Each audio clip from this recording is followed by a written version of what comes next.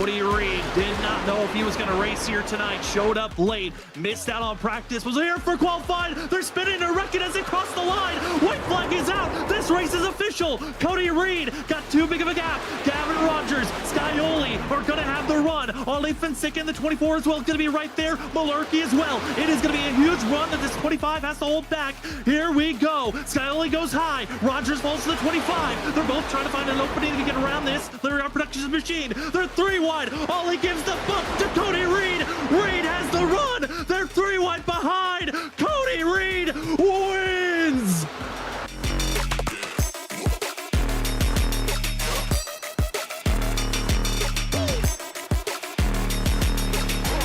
It's go time for Hall. He's got to pass 3 drivers in 1 lap. Will he get by Forbes, or will Forbes block and defend? Hall trying to get to the inside. Forbes stays wide. Hall hits contact. Get out of the way, Forbes. Hall wants the win, but he overcooks the corner. He'll lose time there. Now going to be a 2.5 back, and Richard, it might just be down to the teammates. Where will the mistake happen? Green looks like he's out of fuel. No, he just gets he's out of fuel. Talmadge makes the pass, and now Zach Hall coming down. But Talmadge could squeak away with this win if Hall does not get around Green fast enough. Green just completely gives up on the chicane. He'll stay to the outside. Hall, though, he is finding himself closing in on the gap. He's a second back. Thomas Green does not there. No fuel for himself. Jared Talmadge, he doesn't have the fuel. Hall sneaks by. Final chicane. Hall overcooks it. Talmadge gets through into the wall. Who's gonna have the time? They both slow down, and it's Hall at the line. Hall. Right now, Jared Talmadge is gonna try to throw a haymaker onto number 3 into turn 3. Down to the apron. Does Talmadge have the run? Was the dive bomb big enough? He'll slide his way into the 3. They're almost door banging off the exit of turn 4. Side by side, coming to the line, and it's gonna be Ryan Kelly with the nose. 6 1/1000ths of a second goes to Ryan Kelly.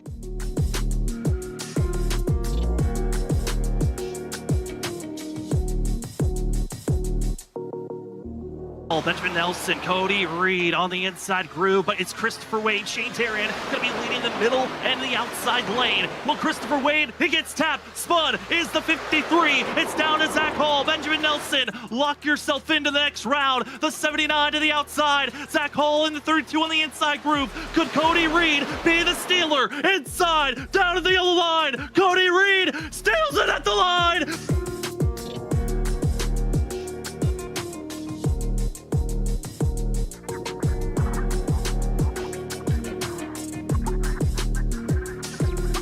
Before we get ourselves to the 802 Next Gen Elite Series racing action, we want to say thank you to some of the primary sponsors of the 802 Racing League. First and foremost, thank you to 802 themselves. Thank you to our post-race show sponsor, Riptide Radio.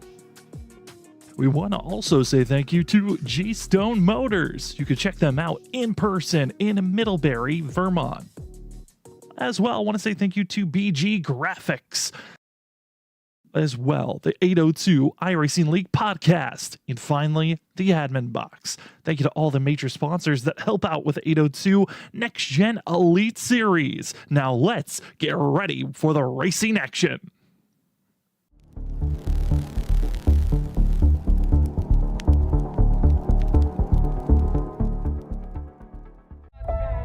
Motorsports and racing cars is a big part of the heritage here at G-Stone Motors. Todd and I have been racing each other for years. I love the one-on-one competition. It comes bottom line, we're all behind each other and support each other with everything we do. I think that says a lot about our company's culture. I'm Vince Quinville, Service Manager at G-Stone Motors. G-Stone Motors, your family Ford dealership, Route 7 South, Middlebury, Vermont.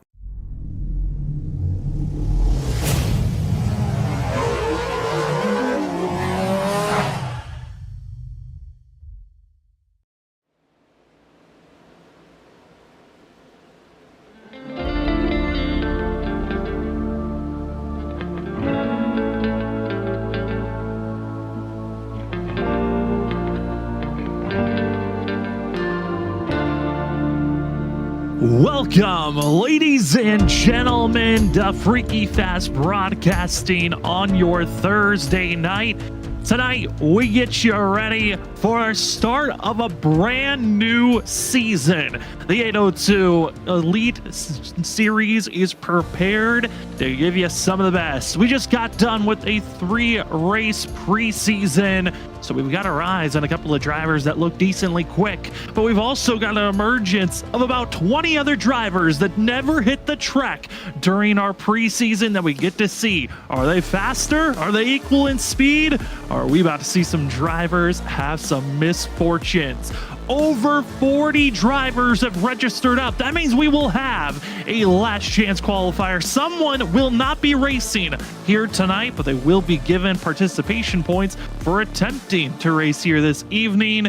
And it's gonna be a good one here tonight. Again, this is the 802 Next Gen Elite Series as we give you the first race of the season at Michigan for the Irish Hills 180 here tonight on Freaky Fast Broadcasting. My name is Sam Dyer. Joining me here this evening will be Zach Hall. Running production in the background is Robert Moyer Jr. But Zach, I hand it over to you. We just got done with the preseason. It's this official start. How are you feeling as we're about to be seeing 40 drivers hit the track here tonight? Exciting time, Sam. This is what this is right here, man. 41 cars here signed up tonight, and yeah, like you said, we're going to have some interesting qualifying here in about 2 minutes for these drivers to get it all figured out and where they're going to start and if they're going to race tonight. So this is super exciting, nerve-wracking time, and what a place to start it off at the high speeds of the Irish Hills here in Michigan, man. It's exciting for the season to start, and what's fun about the 802 League is that they will be running the official NASCAR schedule. We're going to be doing the side-by-side. Wherever they're racing on Sunday is where we'll be running on Thursday. And so that means Michigan is on the docket to start the season off. We've already got a couple of drivers that did not make any showings during the preseason, showing that they will be quick up front based off their first times. I know a lot of rumblings been going around for Jim Ott, who's currently top of the board for the 4 machine. We also have Joe Hudson in the 23, second fastest currently. But all eyes are going to be looming really at the bottom tier with qualifying coming up here in the next minute of who will make it and who will not. One driver will not be racing here tonight at this 2-mile course. So Zach, the pressure's on. How do you put down just a decent enough time to get through to the official race? Yeah, the pressure's totally on for sure, Sam, because, you know, some tracks you go to, it's a little bit easier, in my opinion, where that time delta and that gap that we see in qualifying will be, you know, from the leader to the back of the field will almost be up to sometimes a second or more sometimes at some of these tracks we go to possibly throughout the season. But I think in Michigan tonight, you're going to see about a 0.6 to maybe even a half a second delta because it's just that much more of a high speed in the throttle racetrack momentum style that times are going to be very, very close. So that makes one big lift, one big mistake, you're going to lose a ton of momentum down these straightaways, and that could be, you know, the valuable 100th of a second that you might need to get into this race. So it's all about carrying momentum, and the high banks here in Michigan, they're definitely a place where you're going to have to stay keep that throttle pedal down as long as you can without scrubbing the speed on the tires. And a lot of these times that we're seeing during practice are with the helpfulness of being in the draft. We'll see how much the times vary from practice to qualifying, then to race trim. But before we get to the amazing qualifying action we're about to be telling you here in a second, we want to say thank you to the primary sponsors for this season, being G-Stone Motors as well as BG Graphics, the 802 iRacing League podcast, the admin box, as well as Riptide Radio. Practice comes to a conclusion, and we're about to be getting ready for qualifying. Qualifying is going to be a 5-minute period of time. Each driver are given 2 laps to put down their fastest lap possible. Some feel like it's the first, some feel like it's the second. We'll see who's going to utilize their true speed immediately. But the big thing of note, if you hit the wall, you go into the grass, you get any type of incident point that invalidates your lap time, and that's the crucial factor that drivers cannot afford to do. You gotta set a lap time in if you want to race. Tonight, one driver will be knocked out. The question is, who will be that driver, as majority of the field is already hitting the track. Here we go, Zach. It's time to see what these drivers have for themselves. As first and foremost, we're going to be seeing our driver that won the first race of the preseason. It's going to be Johnny Barker in the 6 machine, getting ready for qualifying. Waiting to have him up on the screen first here in qualifying as Dover. It was excellent shown from him. Through the next 2 races, he didn't, unfortunately, get the race the last one, but through the next races, showed a lot of speed also. But here right now, starting his qualifying lap early by cutting down onto that apron and going ahead down here to turn number 1 and see if he can carry speed and momentum here. And the biggest thing is going to be, what lap do you want to put that fast lap down? Is it your first? Is it your second? And it looks like, for me, it looks like Barker's immediately on the go pedal here for this first lap, not giving up any tire heat. He wants to go out here and really put a lap down on the first one. Yeah, a lot of drivers going to have that mindset of, do you want to set the tone early? And if you know you mess up the first lap, you can back out, attempt once again. I think that's where we're seeing some of these drivers really focus on. Is it the first lap that you really just want to set the main pace? Or is it the second one that you're going to go for it all? First couple of lap times are clocking in. And top drivers, it's going to be cycling through quick, but it's going to be Joe Hudson in the 23-second fastest during practice. And currently the fastest, will take that away. Kevin Tipton now with his first lap, going to be top of the board with a 38.122. And if we look over at some of those practice times, we're going to talk about there's going to be a fall off from the practice times qualifying practice. It was a 37.6 being the fastest time, just showing being in the draft is going to be helpful during the actual race pace, as the 21 of Rob Lowell, a very quick time at the 21, who's notoriously known for being very good at qualifying. 38.112 for Lowell. Yeah, that was a burner of a lap for him right there. And it's Scott Simley, as I say that, he showed so much pace at Charlotte. He goes to the top of the board at the 38.089, first driver to get into the point O's here on this 38-second lap around here. What an impressive time. And then now we look to Johnny Wood Jr. here in the 75 machine. So much speed this driver showed throughout the season, or throughout that preseason. He's on his second lap here, attempting to see if he can pick up a little bit from that 38.157 that currently has him 7th on the board. And Johnny Wood Jr. would love to get the rebound after that great qualifying last week. But on the other side of things, slowest driver currently 37th on the board. It's Kevin S. McDonald. That is that slow driver who is on the cut line of potentially missing out on tonight's race. Now it's going to be Derek McDonald. That will be the slowest driver. There's just 2 that are still left to qualify here tonight. It's going to be the number 1 machine of Brandon Garnard, who's going to be that driver that we're expecting to easily get in, and then Dustin Coggin, who's going to be the last driver to qualify in. Or will the 44 miss out on qualifying and automatically get eliminated because there's just 2 yet to qualify, as Scott Simley top of the board? And will he be the fast driver, or could it be the 1 machine? That's the huge question for sure. We'll see what Garrard does on the first lap. Looks like the 1's going to pick it up. He's going to jump all the way up to 12th, so safely in with that lap here. See if he can pick up anything on the second. Most of the time has been found on the very first lap. Looks like Mike Kelly, he's jumped up the second also on the board, so great time for him. He was excellent in the preseason, so the 2 teammates up front. But looks like Dustin Coggin not attempting a lap yet, Sam, and with 50 seconds to go, he's going to have to get going almost immediately from now, and I don't see him anywhere, so looks like our 40 cars may have qualified. Kevin, Derek McDonald, both of them look to be safe. There's no more time left for the 44. The 1 hoping to grab the top spot on the board, but will be a slower time on lap number 2. And it is Dustin Coggins eliminated, not going to make it into this featured race, but all other 40 drivers are already in based off of their times. In your first pole award for this season will go to the 33 of Scott Simley, with Mike Kelly right behind him. The teammates looking quick, looking similar speed like we saw at Charlotte. And you got to give credit to Mike Kelly. This is his best qualifying time we've seen even from the preseason. Exactly, Sam. I think that's a huge factor for him, is a great lap here, puts him in a great position early. So awesome stuff all around, and everybody's so close in this qualifying session. Like I said, it was only a couple tenths separating really most of the field. As drivers are getting in their last bits of warm-up time. This is going to be a warm-up for drivers to get out there and do some practice, but for this first race, it actually will be a drivers meeting. The drivers have to listen in on it. Again, any last-minute rules told to them and to get the rundown to start this season off. But for us, give us a little bit of a period to do a breakdown of how we've gotten to this point. We, again, had a 3-race preseason that had us at Dover, Charlotte, Nashville. We had 3 different winners during that time, but there were no points on the line. Here are your points races that we have in front of us. Again, we are following the NASCAR schedule all the way to the end as they will finish things out at Homestead. But starting things off, it's going to be a tough race to start things off as we got Michigan, Pocono, the 2008 configuration of Atlanta at Echo Park Speedway, Texas, and Chicagoland. Zach, a fun first 5 races to start the season off. Yeah, really, really fun, Sam. I'm excited for those races for sure. And then we even get some more, mixed in there, of course, where we get in those summer months. We know how NASCAR is with the schedule.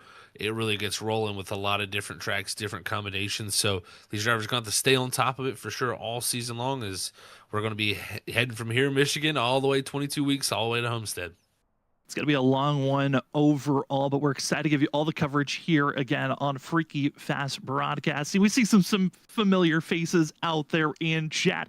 We see Brentley from Harpoon Designs. The Harpoon Designs and many of other teams and drivers signing up very late. I think we had a rush of about 10 drivers just in this last week, all seeing the hype of the 802 Next Gen Elite Series, wanting to be a part of this racing action.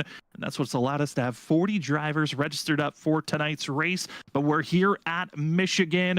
Let's take a look at some of the key figure moments that we got to watch out for here at Michigan. Zach, there are certainly a lot of things to watch out for here tonight. There definitely is, but I think these 3 things really highlight the real keys here. First off, maximize that speed down each straightaway. And what that really means is you have to make sure you're carrying speed down the straights, because it's Michigan. It's literally a long straightaway connected by almost 2 straightaway of the corners. Even though they're corners, you're pretty much in a straightaway there also. So maximizing the speed always critical to making passes here and making easy things happen. Again, use that clean air to your advantage. It's so critical in this corners. That helps maximize that straight line speed, and then stay in the draft down the straightaways really helps that also. And then the third one I think might be the most really a crucial thing for passing, especially, is timing your run and passing with the draft. You got to utilize that draft, but at some point you have to use number 2 here and get out into the clean air to make the pass. And it's all about timing the run, Sam. We're going to see a lot tonight. People are going to jump to the inside of somebody. They're going to go try to make the pass because they have the run, but they're going to get side drafted, pulled back by the line on the outside, and it's just going to be a tough situation where sometimes you just got to wait, stay in the draft, and just make that move very late, right before you get into the corner, because these straightaways, it can be very, very tough to get used up when you're on that inside.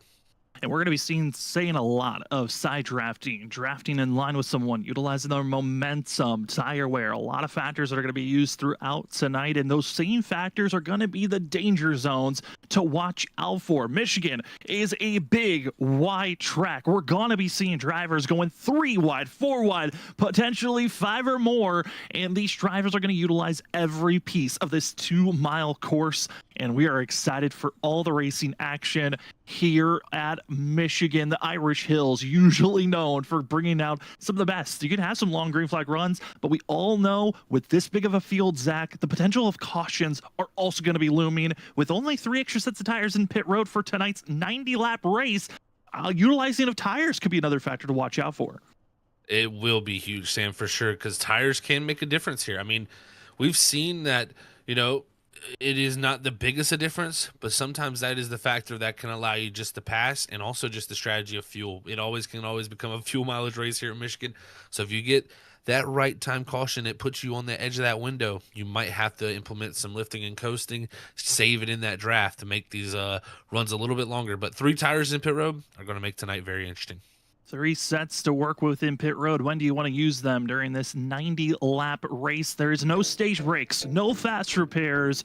It's all about making it to the very end. We 40 drivers are waiting to take off and go. And for us, we're ramped up. We're ready for the racing action. We're hoping you're out there excited for the racing action as well. If you've got the ability to do so, type in the chat, who are you rooting for tonight's race? Is it a team? Is it a driver? Is it multiple drivers? We'd love to hear on who you're rooting for. I know there's a lot of drivers we've seen during this preseason that are kind of our odds-on favorites, but the new drivers we haven't gotten to see. Some of the drivers that we've broadcasted in the past have shown up for tonight's race, and we're excited to give you all the names, all the drivers, and where they start. Well, let's find out as your race is about to begin. Your starting grid for Michigan here tonight. Going to start off with the first pole sitter of the official season, going to the 33 of Scott Simley, with his teammate of the 22 of Mike Kelly to his outside. In third, we find Rob Lowell with Kevin Tipton in fourth. Joe Hudson will be starting in fifth place with Grant Humphrey in sixth.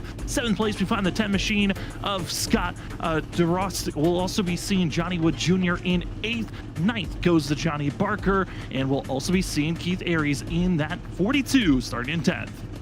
Starting at 11th, it's going to be Devin McCaffrey with Brendan Garrard starting in 12th. 13th is going to go to the 4 Jim Mott with Jeff Pogo starting in the 14th position. 15th is going to be the 88 of Kevin Roy with Brett Hahn starting in 16th. 17th is going to go to Kip Easley, and Tyler Humphrey going to start in the 18th position. 19th is going to be the 61 of Stephen Ritter, and rounding out our top 20 is Stoney Benfield in 89. In 21st, it's Ty going to be Dickinson, as well as seeing Stephen Holmes going to be to his outside in 22nd. 23rd is Daniel Holcroft with Christopher Muse in 24th. 25th is Chris Progrard with Jonathan Smith in 26th. Tim Rogers will be starting in 27th position. 28th is going to be seeing Timothy Parker. 29th is Michael Wolf, and finishing out our top 30 is Thomas Levert. 31st is going to be Jeff Gilmore with Ron Holyfield starting in 32nd. 33rd is going to go to Matt Taylor, and Eli LaProsa going to start in 34th. 35th is going to be Arabia Caton III with Mark Whitley starting in the 36th position. 37th is going to go to Colin Trabas. 38th is going to be Gene Cato, and Kevin McDonald will start 39th. And rounding out our 40 cars here tonight is the 72 of Derek McDonald. Again, we want to say thank you to Dustin Kogan, who was able to at least show up for tonight. But again, only 40 drivers can officially make the race, and so the 44 had to miss out on our featured event. 40 drivers have signed up for tonight's featured race here at Michigan. We're excited to give you all the coverage here on Freaky Fast Broadcasting. Again, my name is Sam Dyer. With me, Colin, is Zach Hall. In the background, running productions is Robert Moyer Jr. We've had a fantastic preseason of 3 races, but it's time for the official start of the 802 Next Gen Elite Series Season 1, Race 1. Welcome to the Irish Hills. The pace car is off, and it's time for the 40 engines to rev up and go into the restart zone, and the Irish Hills 180 is underway as Simley, Kelly get roaring down into turn number 1. And start for the front 2 here as Scott Simley side by side with Mike Kelly, and I don't know if this is showing right on your scoring monitor there, Sam, but it's showing me a lag for 2 leaders.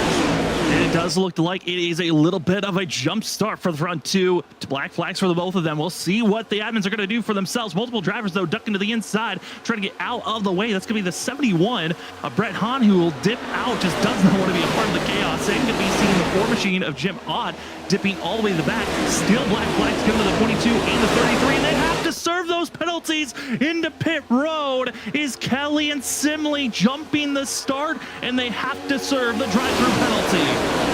That is such a heartbreaking moment for the 2 teammates on the front row. Jump out to the start there, and that is going to be a tough start to their night. We'll see how they can try to rebound from that, but it's going to jump the lead over to the 95 of Kevin Tipton as you see Johnny Wood Jr. under attack from the 21 of Rob Lowell. And Johnny Wood Jr. already a big positive from last week's preseason race at Nashville Super Speedway. He found himself being loose, going through the grass from first to last in a blink of an eye. Now going to be in second place with Rob Lowell, seeing an opportunity to bounce to the front and stay up there as drive-through penalties have been served for the 22 and the 33. We also have an update on Matt Taylor deciding to start from pit road. Was the 15. He is currently still all the way back in 40th position. And that's your updates of those that are in the back, but up front, Zach, it is our top 5 making all the actions, but Kevin Tipton, not the driver I was expecting to be leading this race at this point of the run, but the 95 trying to find a way to stay up front and pull away. Gonna do that for sure. Second spot for Johnny.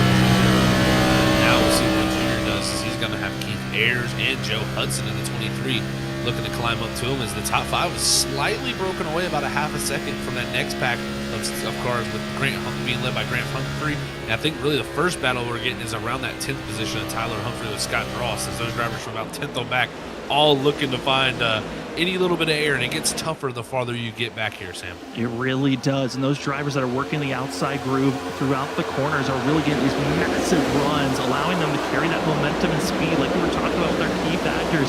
You have to utilize your speed on the straightaways. Do not just throw away your momentum when it builds up.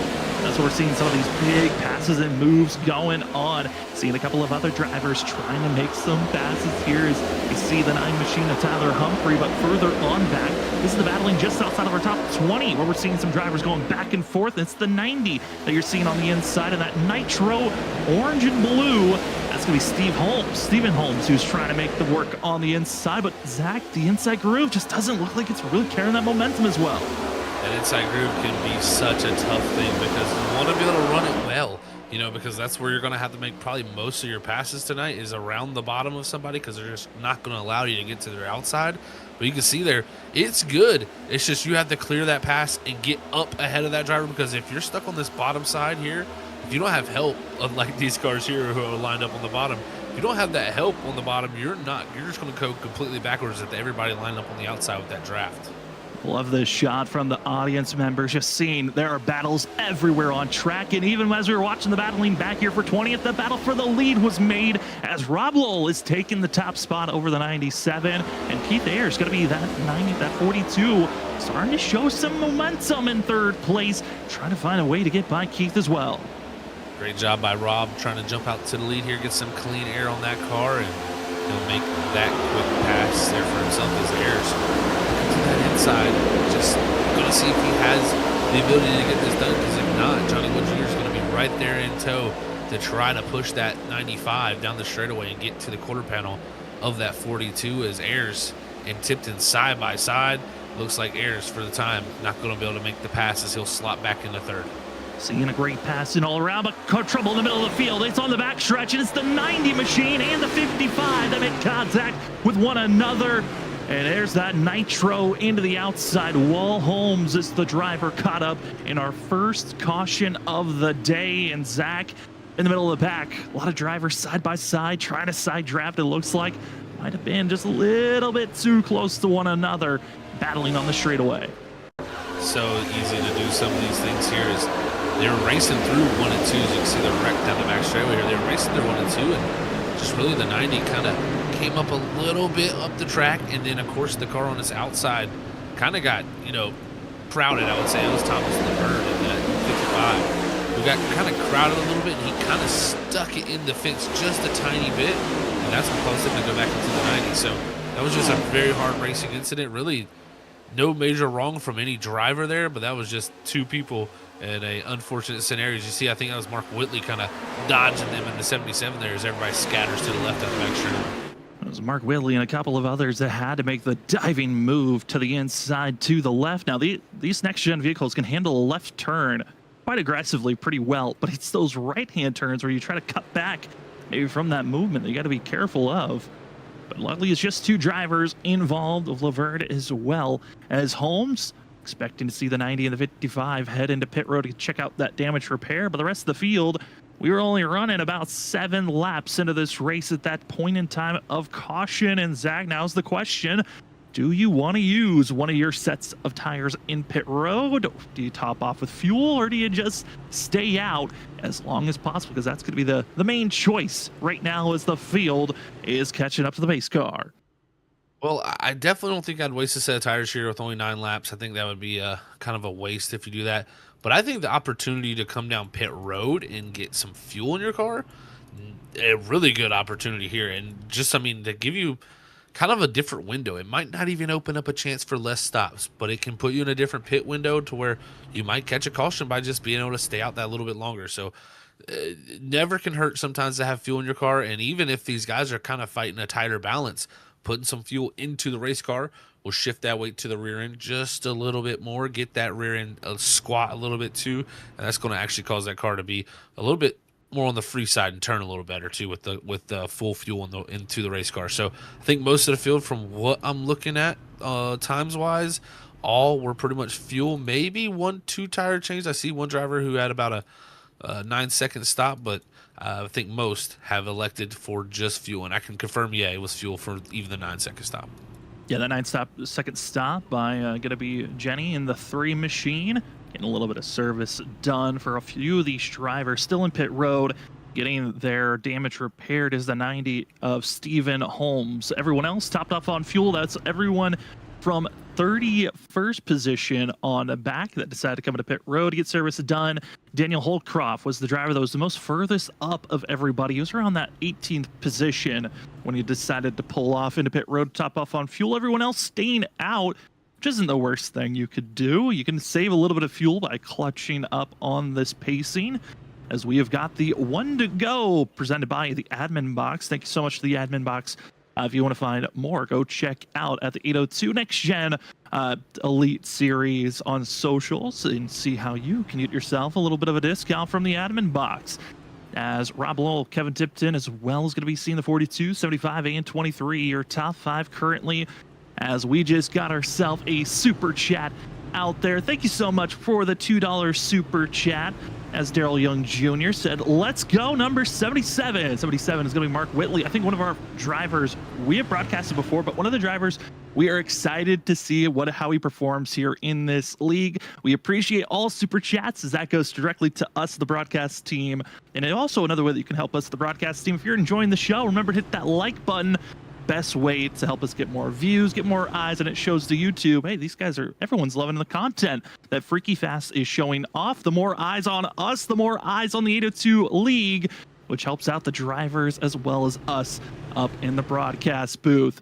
And we'll see how well that 77 can make his way forward. It's currently back in 19th position, but up front, Lowell, Tipton, and Ayers hoping for a great launch here, and everyone else in the field stacked up and ready to go. Holmes is back out and catching up to the field, so that means all 40 drivers still in the lead lap, ready for more racing action. Pace car into pit road and into the restart zone. Will our front 2 get caught slipping once again, or can we get a clean launch? Everyone further in the back started to catch up, but up front we are green. Engines a roar, and here we go, as it's going to be Holmes Tipton heading down into turn number 1. Great start there for Lois. He's going to slowly dive up to the outside, but if farther back, their drivers are diving 3 wide. It looks like that might be Grant Humphrey in the 48 there on the bottom side. Down that inside pink machine, the pink, white, and blue, trying to make his march on the inside, as Grant Holmes, really one of those drivers, was starting to fade back, was losing touch. Part of those drivers that are outside of the top 5 that just weren't able to stay in line. This is going to be a big go for if you're also Pogo and also Hudson. Stay in line with the front top 5 and hope you can get a good run for yourself. But the side drafting in trouble. Driver down on the inside. It's going to be Stoney Benfield, who goes through the grass, able to keep us green for now as it continues to stay on the racing, staying off the racing surface until now. But a big scare as the 89 going from 16th position all the way back to 38th. Just showing Zach one blink of an eye, and we almost had another caution.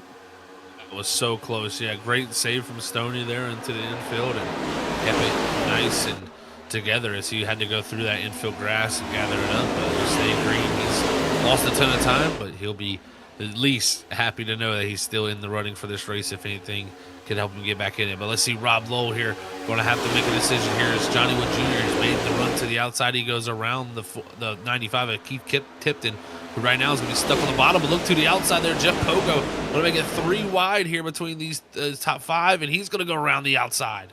Pogo trying to take off and go the best that he can, but seeing everyone else pick and choose what lane they want to run. As we're seeing on the outside, that's going to be Devin McCaffrey in the very bright purple and yellow machine. Very easy to spot wherever McCaffrey was during the preseason, keeping those colors where he's at. And also moving forward to be Johnny Wood Jr. But Zach, big problems under that restart. The 22 of Mike Kelly restarted all the way back in 37th position. Got a little jostled up with everyone kind of having troubles getting going at the initial start. Was in the wrong gear, spun his tires, and the 22 major front end damage as he runs back in 40th. The heavy favorite from the preseason. A terrible start for the official beginnings of the 802 Next Gen Elite Series. So unfortunate for me. I mean, he talked about it. He said that the preseason was going so well, he was worried about the regular season kind of getting off to a bad foot and not being as much luck as he had there. You know, things working out as well because he had so much speed, so well, worked his way into each position each week. It's going to be tough to rebound from that because that's a lot of damage, and he's just continually losing time. So it might have to be salvage what he can here tonight and get out of what he can, because right here you can see there might be a lot of mayhem with drivers here 3 wide down the back of the straightaway. I think Eli Raposa in the 46 right in the middle of that. Eli Raposa and many more just back in 22nd position. We were talking about some of those drivers going for big moves, and all throughout the middle of the pack we are expecting these drivers to go 3 wide, 4 wide. All these drivers are so hungry to get closer to the top 10 as quickly as you can possible, as we saw in that first initial start. If you lose track to the draft of the drivers in front of you, it's almost impossible to run down that pack unless they all have a failure of running at top speed. Completely agree, Sam. Yeah, it's one of those situations where you got to have your car clean. So we'll see who can keep it the cleanest here tonight as we check back up here. I believe that's Mark Whitley in the 77. He's made his way all the way to 13th. So Whitley on the charge, and no surprise for that. We've seen him in other series be such a quick driver. He's worked his way from 36th all the way to 13th. He's got his teammate Jonathan Smith right there in tow in the 78 machine there in 13th and 14th. Those are two of the biggest movers so far. Mark Whitley up 23 positions from where he started back in 36th. And Jonathan Smith up 12 spots as he started back in 26th position. So seeing both drivers working well for themselves. A couple of other drivers that have moved up quite efficiently. Back up in 7th position, Tyler Humphrey up 11 spots, and as well Jeff Pogo up 10 positions from where he started. But from the 77's perspective, there is still everyone searching for clean air to work with. And Zach, we are currently with these drivers. They are on this set for 18 laps. Majority of the field, actually the whole entire field, has yet to use their first set of tires. I know we had a couple of those pace laps to help cool off the rubber, but we know pit stops are going to be lingering around the corner here shortly. They will be, yeah. This will be interesting to see how they kind of play the strategy out here tonight. I imagine most drivers are going to look to try to make this a 2-stop race. So it's going to be one of those situations where you kind of got to get to lap 30. So we're within 12 here of what they could do. And if anything, I mean, they had a caution there, so they might be able to stretch it even farther. I don't see the four chances of anybody going 45 possibly. I mean, it's there possibly to make the 1-stop possible, but we'll have to see how it works out, really. We'll know once we get around that lap 30 mark. We'll start to see how many people are takers of that pit road. And talking about drivers, having better tires. What's the fall off currently? Well, drivers' best laps compared to their previous one, there's anywhere from 2 to 3 tenths off. So some of these faster guys, they're a lot more off the pace than what they were traditionally. Those who have been saving their tires, keeping a pretty good pace of staying in line. Here's going to be the 31 that's trying to make their way forward as quickly as some of these drivers can go, and that's going to be Holdcroft in the 31, currently in 22nd position. The first of those that decided to top up on fuel was started all the way back in 32nd position on that restart, and has done a pretty good job getting out almost to the top 20. Definitely a great job for a lot of the drivers who've climbed their way back through and just slowly do it for sure. It makes things so interesting to watch for us up in the booth as drivers make their way back to this field. But I'm interested to see how this is going to work out, because we're starting to see a little separation through some of these drivers. I think, again, we're not seeing that much drop off in lap time, but I do think we're starting to see the amounts of tire wear start to show up, where drivers who've done a little bit better job in these first opening 20 laps are going to start to be able to eke their way a little bit forward and be able to run their lines a little bit cleaner and be able to start to make passes here and start to surge forward. So I think we might see a few new takers here come to the front, but looks like Devin McCaffrey, he's been really good here tonight. He's had an opportunity there. Pogo just couldn't get it done. Seeing the 9 machine of Tyler Humphrey, as well as there's McCaffrey in the 29. trying to find a way to stay close to Pogo. These are top three trying to space their way forward as a little bit of linking action. That's going to be the 42 that drops off just slightly but enters back into frame. Speaking about drivers dropping off, trouble hits the 61 of Steve Ritter in the 61 machine a couple of laps ago. Disconnected from the server, had to reconnect, currently 2 laps down, had to also use a set of tires due to coming back into the server. That's an unfortunate moment for the 61 that is just hoping for some caution flags to come out and to maybe get some lucky dogs to get back out there on track as quickly as possible. Dropping back and seeing some of these other drivers that are having their fun trying to survive. Here's Derek McDonald, who was the driver who qualified in, was the last driver to set a time, and luckily it was good enough for him to be the 40th driver to make it into this race. That is a stressful moment. I would imagine that Derek was feeling coming down to that final minute of qualifying, as he was able to make the race and running in 32nd position. We then move back up to some of these drivers up front. In 10th place, we find the 48 of Grant Humphrey and Zach, the front runners, running pretty well. But you touched on the fact of the fall off on time isn't that great, but the tire wear is there. That's sounded very similar to what we saw last week at Nashville Super Speedway. That's exactly right, Sam. Yeah, I've kind of seen this common trend starting to formulate at a lot of these tracks. We still see some tracks that have some major drop off, but a lot of these tracks we're starting to see not as much tire drop off, but more just the tire wear, and you're kind of having to manage the heat more than anything. So drivers are going to have to keep it together here for as good as they can, but really the battling's been really good from 4th on back to about 11th here. These drivers from Devon and McCaffrey on back have been going at it as our top 3 of Tipton, Wood Jr., and Lowell start to slowly gap out as McCaffrey now, he's going to be under threat. I think Tyler Humphrey, also Keith Ayers, they might make it 3 wide here down the first straightaway here. Battling for who can be in 4th and 3rd and 5th as they're going back and forth. Tipton just watching it in his mirror, seeing a great battle as it's the 9 of Humphrey will take 4th place. Behind him now going to be 3 wide, and moving on up, Pogo able to slide right in front of McCaffrey as McCaffrey is going to get that help of the boost of the draft. Currently is that 29. Ayers is the driver in the Mobile 1 of 42 on the inside. That white machine is trying his best to stay where he's at, but losing ground because of how strong the draft is as he's forced 3 wide again with McCaffrey. This has been some great racing. There's Garand going around the bottom there and through the middle. He's did a great move to get up into a 6th position with that as Humphrey up ahead, trying to make the pass on Jeff Pogo. Is now even the 23 of Joe Hudson coming into the picture. You got Scott Drawson in the 10. He's about to get up into this action here also. And then Kip Easley, Mark Whitley. I mean, there's a lot of drivers stacking up here from about the 4th position on back. They're stacking up, and I'm starting to look at the lap times comparatively to our front 3 to those that are further on back. And when we're seeing swapping, drivers battling side by side, their lap times falling off quickly. If you're staying side by side for a whole lap, if not multiple laps, by almost 2 to 3 tenths. Our leaders were about 2 to 3 tenths off of the pace that we're seeing from this major pack. Again, this is 4th.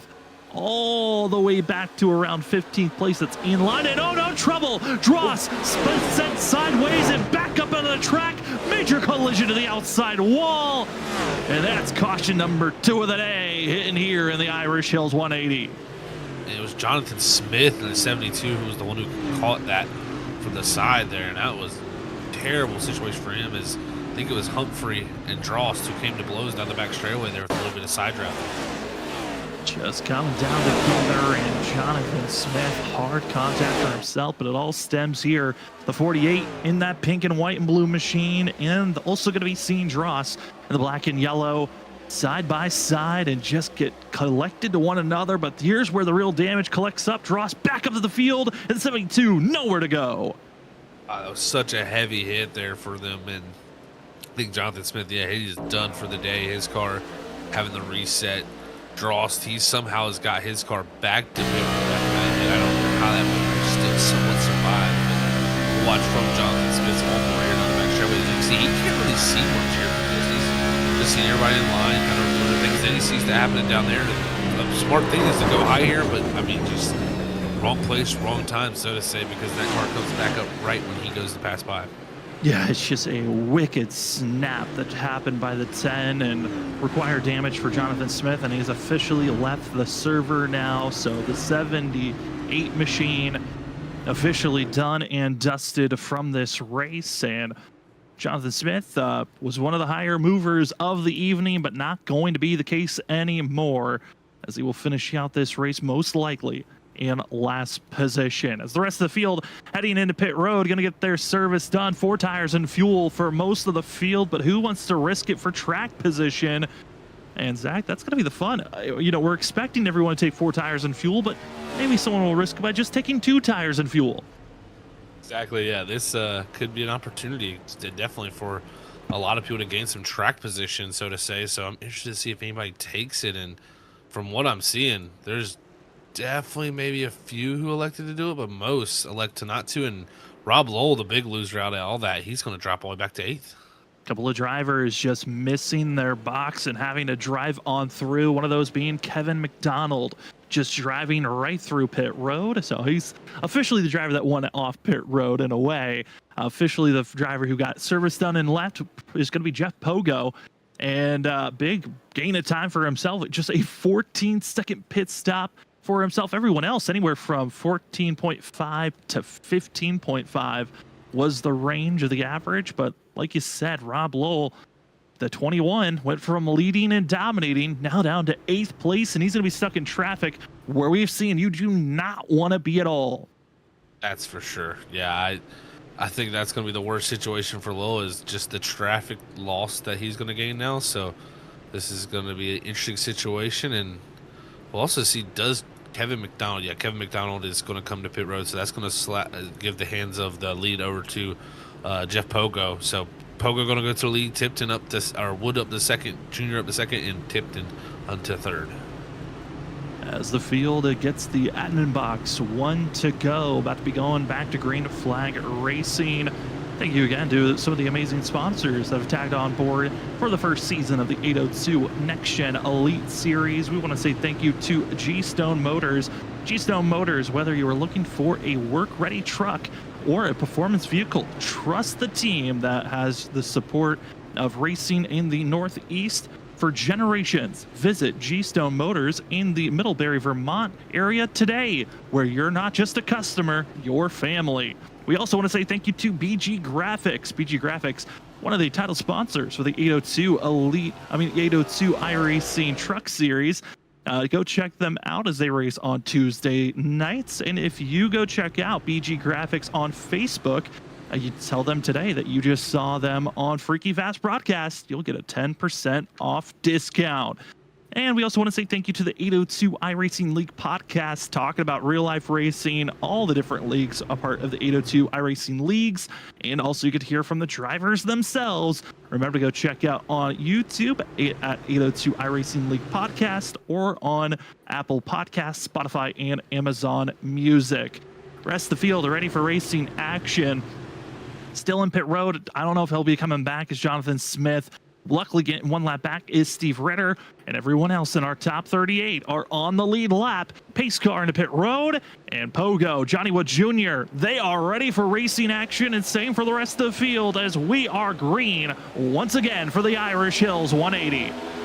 Great start for the 97 out front. He's going to slot up to the top, and it's going to be Wood Jr. getting the push, at least looks like from the 9 of Kevin Humphrey, as he's going to slot back as Tipton's going to drive back into third and sliding right behind him. That was a close move as a few others into the wall there. Cold tires, Whitley into the inside, and they're spinning around. Multiple drivers going around, big puffs of smoke throughout the field, and a big caution. Bringing out caution number 3 on lap 31. And just like that, went from fresh tires to absolute misery. As looking through the field, luckily there's no required damage flags given out, but Zach, this was calamity coming out of turn number 2 with everyone getting a sense of what the ball is like. Definitely so. It looks like Rob Lowell, and I believe that it was Joe Hudson making a little contact there. So Hudson making contact to the left or right rear with his left front. That just shoots him up straight to the wall, and then from there Whitley cannot miss it. So I think we'll see that here again. But tough break, and then also we had another incident farther back. I'm not sure that was. I'll have to go back and look. This is your BG Graphics caution being thrown as we're looking at the G-Stone Motors replay of just contact all around Hudson, many more small little taps. As everyone's trying to get off the wall, some are hitting it. Simile also involved there, and man, this is troublesome for some of the drivers that we saw look very quick during the preseason. Zach, the luck has shifted when points are on the line, and also the field kind of doubles in size. That's, I think, the hardest part. Is a lot of these guys that were racing during the preseason, there was only 25 to 29 drivers showing up. We got 40 drivers out on track, and if you're stuck in the back, it is a wall to get through.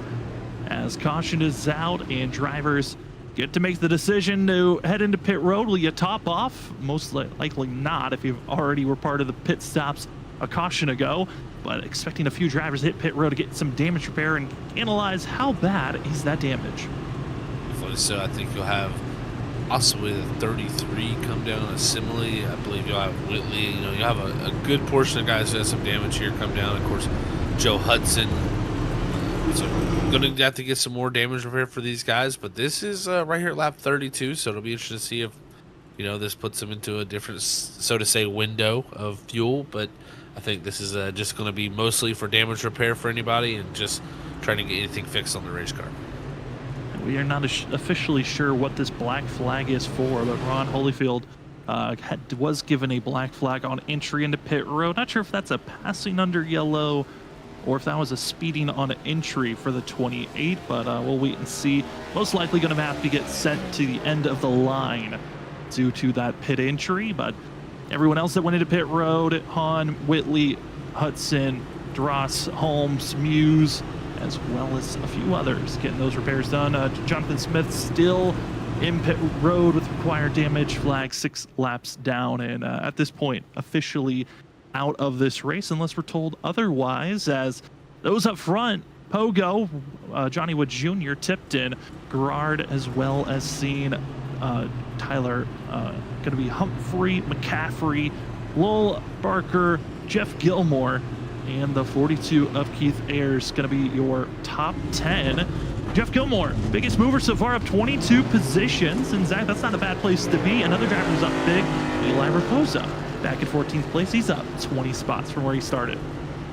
Definitely some big gainers, big movers so far, and you know it's Michigan. This is wild. You want to be up towards the front, especially because you just see there. I mean, Rob Lowell, he goes from leading this race to being involved in an incident right after that, you know, restarting a little farther back. It just shows you again, this place can be very, very dangerous, very, very easy to get caught up and stuff. So you got to be able to keep your track position and make sure you're up towards that front end of the field because it just gets tougher each position you go farther back. I want to say thank you to everyone that is hanging out with us out in the chat, watching us live. We appreciate everyone that hangs out. If you haven't already, remember to hit that like button and share the stream. Let's get as many people out there supporting these drivers. Again, the more eyes that are out watching the 802 Next Gen Elite Series, it helps us here at the broadcast booth, but it also helps the league out on getting more sponsors as they can kind of promote more of, hey, we got these many eyes watching our races. Let's support the drivers a little bit more. And we appreciate all those that are automatically just tuning in to the first race of the season. We got 22 races in total. Plenty of great racing action. Don't want to miss out. Next week, we head to the tricky triangle of Pocono. So it doesn't get any easier from here at Michigan to Pocono. The draft is going to be heavy for both of these races. But it's going to be Jeff Pogo, Johnny Wood Jr., Tipton, your top 3. Rest of the field ready to go. Back to green flag action here from Michigan for the Irish Hills 180. Pace car into pit road, entering the restart zone. The 97-75. Little bit of contact happening behind our leader, as that one did not want to wait, and we are green for those up front. Wild start, a little spicy there for the front group. But Pogo going to hold on to the front time for being. But Brandon Gerard up there in the 1. He's going to have that 29 who was looking to the outside, but it's the 75 of Johnny Wood Jr. who has the run through the center of the corner and off. But it's going to be the one with the power down the back straightaway to slot in the second. But here comes the run from the 49 of Devin McCaffrey trying to charge forward to get past Wood Jr. It looks good for a leader, but everything behind him is utter chaos, looking like a Christmas tree with the amount of drivers that are single file, the double wide, and then 3 wide throughout the front stretch to the back stretch. As all drivers going back and forth, we have given a report at Ron Holyfield. He was a passing under yellow and has to serve that drive-through penalty for the 28 as he heads into pit road with Jeff Gilmore, Rob Wool. They're battling for 8th and 9th, but man, is the chaos behind them getting a little bit more frisky as everyone's just sliding back and forth. Ooh. Big blocks all around. They're 3 wide as that's going to be the 31 trying to make a pressure on, I believe that's Grant Humphrey, and these guys are going wild. Excuse me, actually that's going to be seeing a couple of other drivers go with the big moves. That's the 67, but 81 of Ty going to be Dickinson, who's making all these wide passes. It is all over the place right there, Sam, for sure. You had Tim Rogers, who was the one we're right on with. He was looking to the inside of that 48 at 1.3 wide, and everyone knowing the time is slipping away. You have to get forward here if you want to have an opportunity. They did that run before, and they learned. It is easiest to pass when you're all grouped up like this, so you need to find a quick few spots if you want to be able to charge to that front. Everyone's searching. Where's the clean air to help my nose get through the corners? And we're seeing everyone attempting all these big, wide passes. Again, some of your bigger movers, Jeff Gilmore, trying to pass a couple of more, but here it's going to be the 4 machine of Jim Ott. Jim Ott was kind of one of those drivers that was a sense of watch out. Kind of one of those that you look throughout the 802 leagues. He has been quick every vehicle he's in. And the 4 lingering back in 10th position, qualified 13th. It's still just inside of this top 10. But Zach, I'm curious on what we're going to see from the 4 at all the other circuits we go to, because there's just a couple of names that you look at throughout the roster that you're like, okay, watch out. They could be the threat for the championship.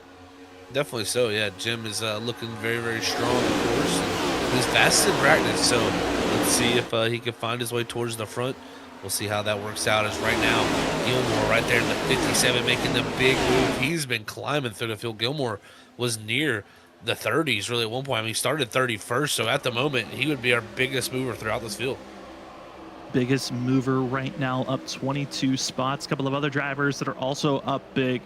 Going to be Tyler Humphrey up 11 positions, but Jeff Pogo trying to take the lead. He's up 13 now as he ducks all the way down to the apron, trying to complete the pass over Johnny Wood Jr. And Johnny Wood Jr., if you didn't watch last week's race, grabbed the pole, got loose off the exit turn 4, went through the grass, went from the lead all the way back to last place, and throughout the whole entire Nashville race during the preseason, worked his way up to 2nd position at the end of the day. Thought maybe he had a chance to win. I think he didn't have that big slide, could have found himself in a victory lane. And now to change up the luck and hope that he can find his way to victory lane to start out the official season of the 802 Next Gen Elite Series. I think he was definitely one of the standout drivers from our preseason, that was for sure. So if that tells us anything, I think he was going to perform well, and he's doing that here tonight. But look at Rob Lowell. He's found his way back up to 21, has the speed tonight. He's going back looking to the inside of Wood Jr. here down in the turn 1, and he's going to go up alongside Pogo even here as Wood Jr.'s got to go way up the track to find the clean air. Trying to find the spacing, but then it's the exit of the corner if you go all the way up there where you might get the crossover, the driver ahead of you that just loses the front end. Luckily, Johnny Wood Jr. okay when he comes off the exit of the corner, but Rob Lowell showing if you're willing to be aggressive, you can be rewarded. The 21, big dive bomb move to take the lead position. Pogo expected to have the better run off the exit turn number 4. Will the 97 retaliate back for the lead position? No. Rob Lowell just looks like a rocket ship compared to the rest of the field. Got it dialed in here tonight, Sam. Michigan is a great starting point for him so far. I mean, he's made some decisive moves and really been able to pass people on the bottom at will. So that's a great sight for him to see. But right now, everybody behind is going to have to reformulate the game plan and figure out how they're going to take it to this 21. But right now, Pogo in 2nd, Wood Jr. in 3rd. It's the 1 of Garrard and also the 29 of McCaffrey all diving to the outside as they want to try to get their way around this 97 machine. Trying to find a way to get through. Now going to be side by side for 2nd place as Pogo, Johnny Wood Jr., Garrard, as well as going to be seeing McCaffrey. Where can you place yourself to get by? As well as Kevin Tipton. Just everyone stacked on top of one another, and everyone's so close. Our top 15 drivers all within 2 seconds of one another. there is not a lot of spacing that you can go and make these big passes, but you're seeing everyone in line, the giant train of drivers that are trying to utilize the draft to then just ship it in for a big dive bomb move, or you rip the top to try to build the momentum once again.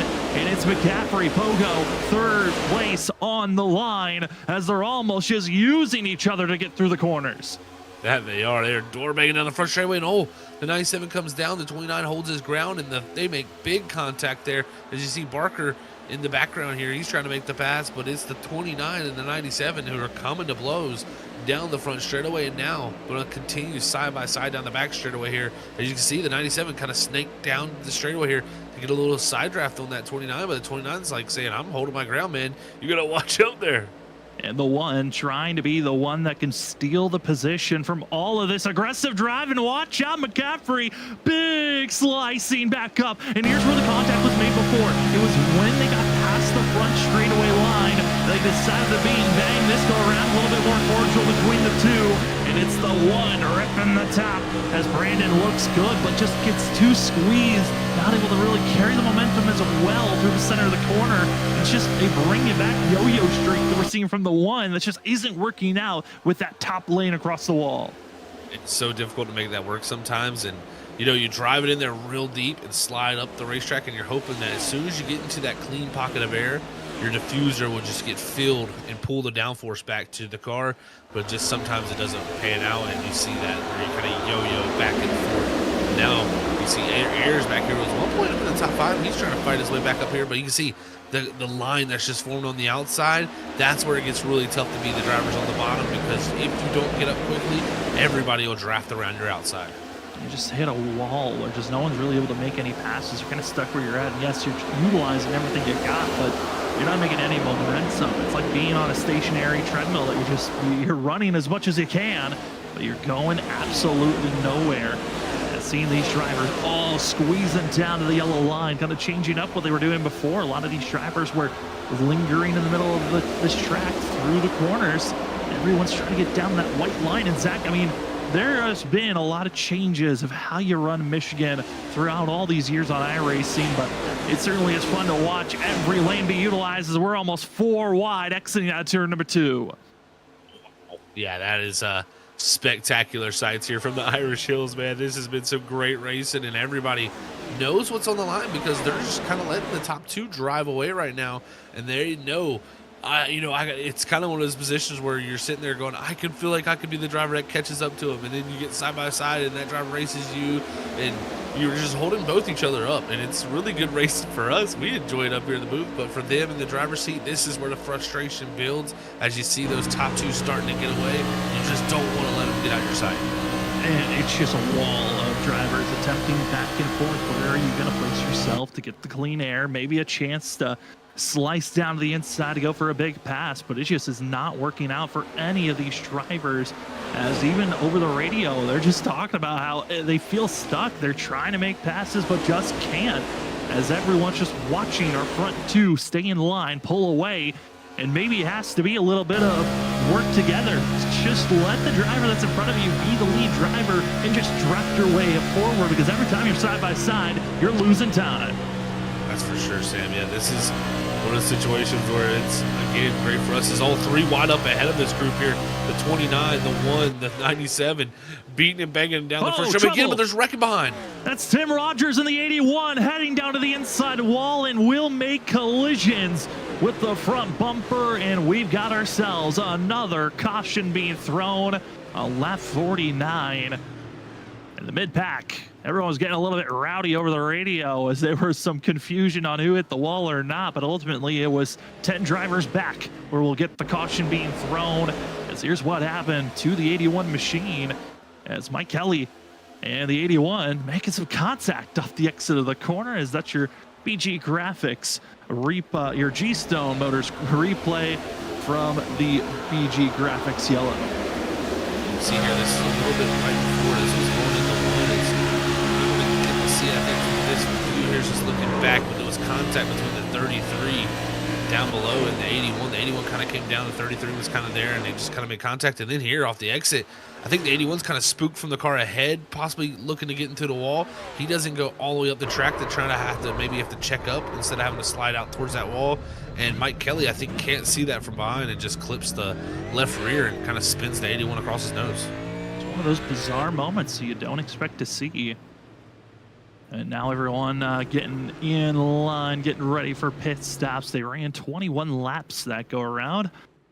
And now expecting a lot of these drivers to potentially use their second set of tires. Do you not? And Zach, that's kind of the fun. Everyone's already used one set of tires. You only have 2 extra sets in pit road to work with. Do you use one of those 2 right now? That's a great question, because if anything, you could possibly make it to the end of this race from here. So I think, again, that's why you're seeing every single car come to pit road. They know this puts it into a new window to go from here to the end of this race. So everybody will come down, get tires and fuel, and I think you'll say, all right, I'll have 1 set left if we have a caution for later, but you're definitely going to have to be conservative with that set. You certainly do, as everyone into pit road going to get service done for themselves. It's been a pleasure to give you the call here on Freaky Fast Broadcasting. Again, my name is Sam Dyer. With me up at the booth is Zach Hall, and the race out of pit road. Tyler Humphrey hits pit road, tops off on fuel in the 9 machine. I talked about the potential of taking 2 tires. 2 tires were taken by the 9. That helps them win the race off of pit road. Brett Hahn in the 71 deciding to go with fuel only. Arabia Caton in the 30 machine back in 15th did not take any fuel, and everyone else, it was a simple 4 tires and go. I actually really like that call, because it's going to give him some great track position. I mean, Humphrey was in the top 10, but it's still hard to fight from, the back farther in that position to get up to those front spots, because sometimes just having that clean air can change your complete day. So like the call, and we'll see how it works for him now. It's just going to be, can those tires last to the end? If anything, if he gets a caution at some point, we may see everybody come back down to put that final set on. And if you're Rob Lowell, I mean, you had a great pit stop, better than your first one that you came into pit road about 20 laps ago. So got to be proud of the 21 team on the fact that he was able to keep the positioning compared to the last pit stop where he went from the lead back to 8th. I think that was always a worry when you come into these, under these caution pit stops. Everyone's heading into pit road on, are you going to gain positions, or are you going to have a big loss with mistakes, as we're giving our admin box 1 to go. But Zach, I mean, that's always a worry, I think, for all drivers when you got to make a pit stop with the whole pack around you. No doubt. I think that is, always a huge worry for sure. So we'll see, who can make it through that. But I got to give a little super credit, because, again, like I said, Humphrey, he jumped up here with the 2-tire call, like how tough it is to, get from in that mid top 10 area to that lead group is really tough. Lowell kind of did that on, took him a restart really, and he was back up there. So this 21 just showed a lot of speed. It's going to be interesting to see if anybody can, really attack him well, because I'll tell you what, also the 75, he didn't give him much breathing room that last run. He kind of drove right back up to him. So I think we got quite the battle on our hands here in this final 40 laps of this race. Should be an interesting one. Again, one driver did not take tires. That was Brett Hahn in the 71. Everyone else took tires of some sort. Tyler Humphrey, the only driver to take 2. Everyone else took 4. So a little different strategy for a few of these drivers. Was a track position the better call? And can Brett Hahn in the 71 back in 10th place survive these restarts? 20 lap difference on tires. That 71 is going to be under threat very quickly. But the rest of the field sees the pace car head into pit road, and the Irish Hills 180 into the restart zone is back to green flag racing. Humphrey, Lowell, and the rest of the field get up to speed as we head down into turn number 1. The 9 is all good for now. Great start from those 2 tires. That's exactly what he wanted to see. Get a clean start. Get away from everybody that's battling behind you. As Lowell, he's fighting with McCaffrey, and he's going to try to clear, but it's just not going to be almost able to, as McCaffrey, I think, lifted and gave him a little room. But the wrecking Barker in the 6 goes for a spin. He locks it down. And your BG Graphics caution, he's back out and luckily off the wall, but burning off a lot of those tires. And the 6 gets to woe it down, and quickly cool off these tires after that big slide, and the rest of the field gets to cool off their rubber once again. And this makes this upcoming restart a little bit more tricky, as we did not get green for very long. Yeah, we didn't. I tell you, Humphrey's not enjoying that because he had a great start there for himself. We'll have to re-rack him. But yeah, the back straightaway has been chaos for us here tonight. It's been a place where, you know, of course, on these restarts, everybody's side by side stacked up. It just takes one little side drafting maneuver. Maybe you're following the driver ahead of you to get the draft, and you just slowly, you know, drift into the other driver's lane. So we'll see right here, Barker in the 6 on the outside. You got the one of Garrard right there on his inside. He's going to work the outer groove here. He's going to be getting the draft from that 75. It kind of comes down a little bit into the 1, in my opinion. And I wonder if he was trying to maybe follow that 75 a little bit to keep the draft. It's a lot. I feel like it happens a lot of times here at these tracks where draft is so important, where you have someone in front of you kind of that you're drafting off of. They'll start to move and make a move, and you'll kind of follow them without, you know, noticing that you're still kind of coming down to the driver below you. So fortunate for Barker there. He's got no damage from that, but going to lose a ton of track position. A lot of track position, but luckily still running. 2 drivers on that restart. We're going to try to serve their black flag penalties at Scott DeRoss as well as Joe Hudson. Both were given black flag penalties, I believe, for passing under yellow. So both the 10 and the 23 are going to have to serve those, as admins have been very vocal. If you get a black flag, we will not clear it. So a lot of these drivers got to be careful, because there are some, you know, black flag moments you kind of are just like, man, I feel like I shouldn't have been black flag for that situation, but you got to be a little bit more strict on yourself being out there on track. That's for sure. Yeah, you got to watch out. Sometimes you'll get caught off very easily by some of these penalties in iRacing with, you know, pacing and just where the timing of a caution comes out. So got to be very, very careful, and we'll see how these drivers can navigate that have those black flags. Looks like Scott Draw still the one with that black flag, as it looks like Joe Hudson's was cleared there. So we'll see how it all works out, but we should, I believe, next time go back double file, and Humphrey going to have control of the field, and he's going to look to do the same thing there, Sam. I think the most critical thing for him for 2 tires, you know, just keep getting good restarts, and you never know, these guys might continue to, you know, have a few incidents, and if anything, you can control this restart long enough to where it will kind of even out, so to say. Well, I'm going to put our producer on this one. I think we're going to try to do a crank it up on this upcoming restart. But before we get to that, I do want to bring up the race report. If you're just joining us right now, we appreciate you hanging out, for those that have been here since the start of the green. But if you're just hanging out after the halfway of this race, we've had a total of 5 cautions so far. We've had 4 different lead changes.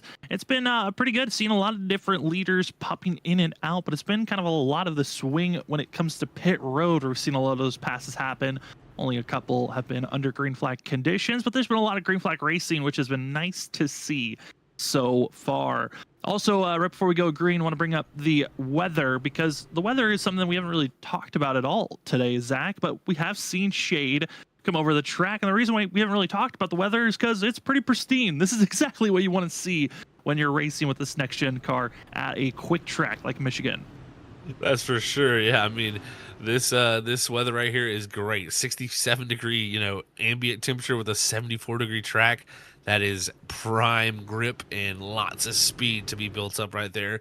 And you've got a little bit of a northwest 8-mile-an-hour wind, so that could have a little bit of effect out here and kind of affect the handling of these cars and even sometimes the drafting of them. But I'll tell you what, the temperature-wise and the cloud coverage, this is for making big speed and having plenty of grip for sure. As we do have a couple of more reports of drivers further on the back. Again, officially out of this race is Jonathan Smith in 78. The 28 of Ron Holyfield is also out of this race. And Colin Trabass looks to be had to disconnect from the race, trying to reconnect, but is yet to get into the racing server and currently is back in 37th position. Joe Hudson is back in 38th place, but 11 laps down. 36 drivers on the lead lap. That means we got ourselves a couple of drivers that are ready to ramp it up and get ready to fast racing here in the Irish Hills. The engine's about to roar. Get your TV, get your computer, get your phone cranked up, because it's time for the Drivers Get Loud here at the Irish Hills 180 from Michigan. Into the restart zone, we are green, and enjoy this crank it up moment.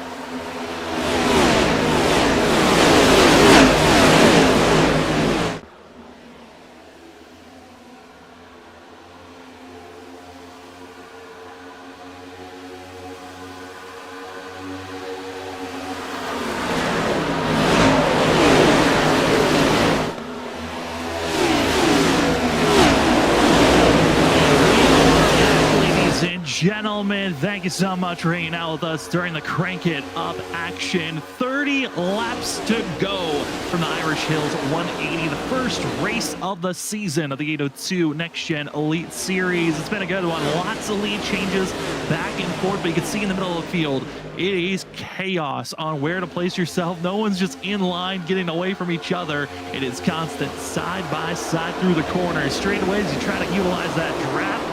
And we would like to, before we get to racing action, more talking points. I want to say thank you to our sponsors of G-Stone Motors, as well as BG Graphics, the 802 iRacing League podcast, the Admin Box, and our post-race show sponsor of Riptide Radio. My name is Sam Dyer. With me is Zach Hall. And Zach, we are officially in the thick of things here in the second half of this race. We know that they are good on fuel to make it to the end. But what are some of the other factors we're watching out for in the end of this run? Well, right now it's all about getting track position. Drive to the front. Trouble in the back. 46 goes around. Multiple others. In chaos, the big one. Drivers trying to slow down. They continue to collect. It's a non-stop wreck as drivers lock it down. And it looked to all start from Jeff Pogo coming out of turn number 2 and everyone else scattering around. Wow. Jeff Pogo at one moment leading this race. Now like going to be caught up into this incident, and I don't know exactly what happened to him. I think something happened to him getting down into turn 1. I don't know if it's just a little bit loose. Actually, I went back and looked, so we'll have to see if it's shown right here, because these guys are in the back a little farther behind. That kind of when the stack up happens. It's loose going through the middle of the corner, but we're going to be seeing the 97 and 20, which one of those drivers gets loose here, and when he comes back up, that's when the 46 and other drivers react to him. They all slam into the outside wall, and then the madness just begins from there.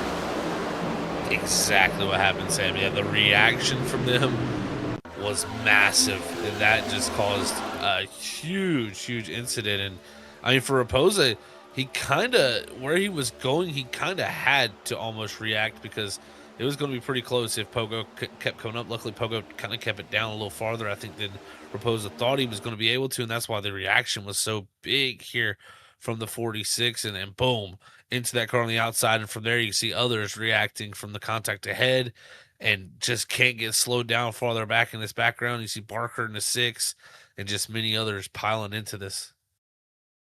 And I call this the big one because multiple drivers given required damage after contact given around. Mike Kelly, who had been trying to make his ultimate recovery run, he has required damage.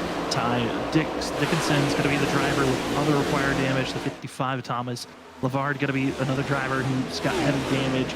And also Kevin McDonald, required damage, all from reacting from the 97, coming back up on the track and everything going around. And then we see the 31 trying to get through, and then bang, just nowhere to go for himself as he goes spinning of Daniel Holdcroft. And you know, those 4 drivers I noted on with required damage flag, there were multiple other drivers that weren't even involved with required damage flags that also are dealing with major damage, and that is from 22nd on back, everyone heading into pit road to get either damage repair or just checking out what the damage is like.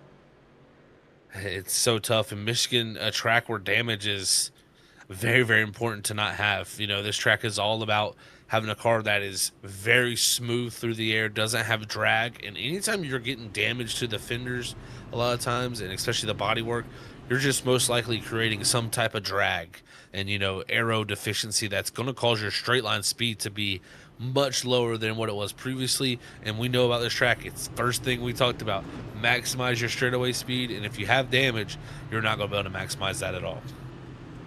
I want to say thank you again to everyone that's joining with us here out in chat or watching us live, or if you're rewatching this, we want to say thank you for hanging out. I know that sometimes it's difficult to see, oh, we're live on it when we're actually live to hang out with us, but if you'd like to get a notification on when we're live here on Freaky Fast Broadcasting, as Thursday night's not the only night that we're going to be live giving you coverage. We would love it if you would hit that subscribe button and the bell notification button so you're notified when we are live on Mondays, Tuesdays, as well as Thursdays on upcoming races. Got more details on some of the upcoming series that we have with us. As Monday, we've got ourselves a Lone Star, a NASCAR iRacing series that we call. Tuesdays, we got a to be announced series. We're excited for what Tuesday has for us here on Tricky Fast Broadcasting. And then, of course, your home for the next 21 weeks moving forward. We are going to be here giving you the 802 Next Gen Elite Series. So remember to be subscribed, hit that bell notification button. And if you'd like to support us, there are multiple ways that you can from the broadcast booth. Remember, liking and sharing are the free ways you can do so. But if you'd like to financially help us, you can also check out our Frontier page, where you might have noticed down in the bottom left of icons popping up of different items you can purchase for Freaky Fast Broadcasting. Those purchasing items help us at the booth, or you can also do super chats so that we see you out there in chat and give you a shout out for those that are wanting to say hello and cheer on your favorite drivers. But it's time for us to get focused in, honed in. There's still plenty of racing action. 25 laps to go. Who's winning in the Irish Hills 180? Well, let's find out. Green flag is back out in the air, and it's Johnny Wood Jr. with the fantastic launch on the outside, and it's McCaffrey trying to follow in suit, the 29. Fabulous run for himself as they head down into turn number 1. Tell you what, Wood Jr. had a great restart last time to get the lead. He's having an almost even better one here to jump out to this lead here now as Lowell going to try to clear the 29 at McCaffrey, but can't do it down the back straightaway as McCaffrey fights back to his quarter panel. Johnny Wood Jr. loving what he's seen in the mirror.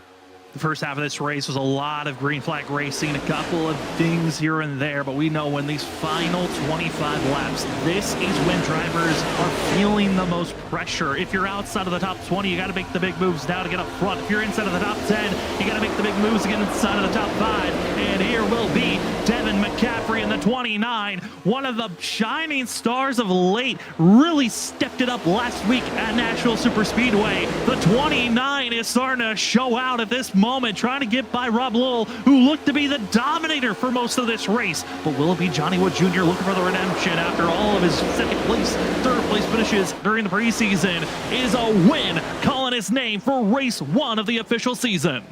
What a time it would be to do that for him, but here comes Rob Lowell. He's had a great run down the back straightaway, great run through 3 and 4, and he's pulled right to the back bumper of this 75. He's looking to the inside or down to the turn number 1.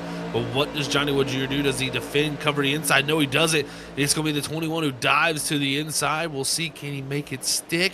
He's not going to be able to do it for the time, as Wood Jr. is going to fight back down the back straightaway as they're side by side as they head to 3 and 4. As the side draft comes from the 21, he should have a run into 3.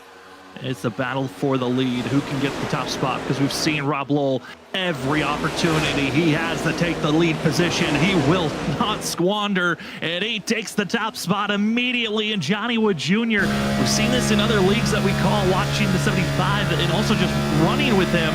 Johnny Wood is willing to back off. He will give you the space, which kind of hurts the 75 at times. Wins that he probably should be taking, maybe a little bit more aggressive, maybe more defensive driving. He doesn't show. And Rob Lowell taking great advantage of the passive run by the 75.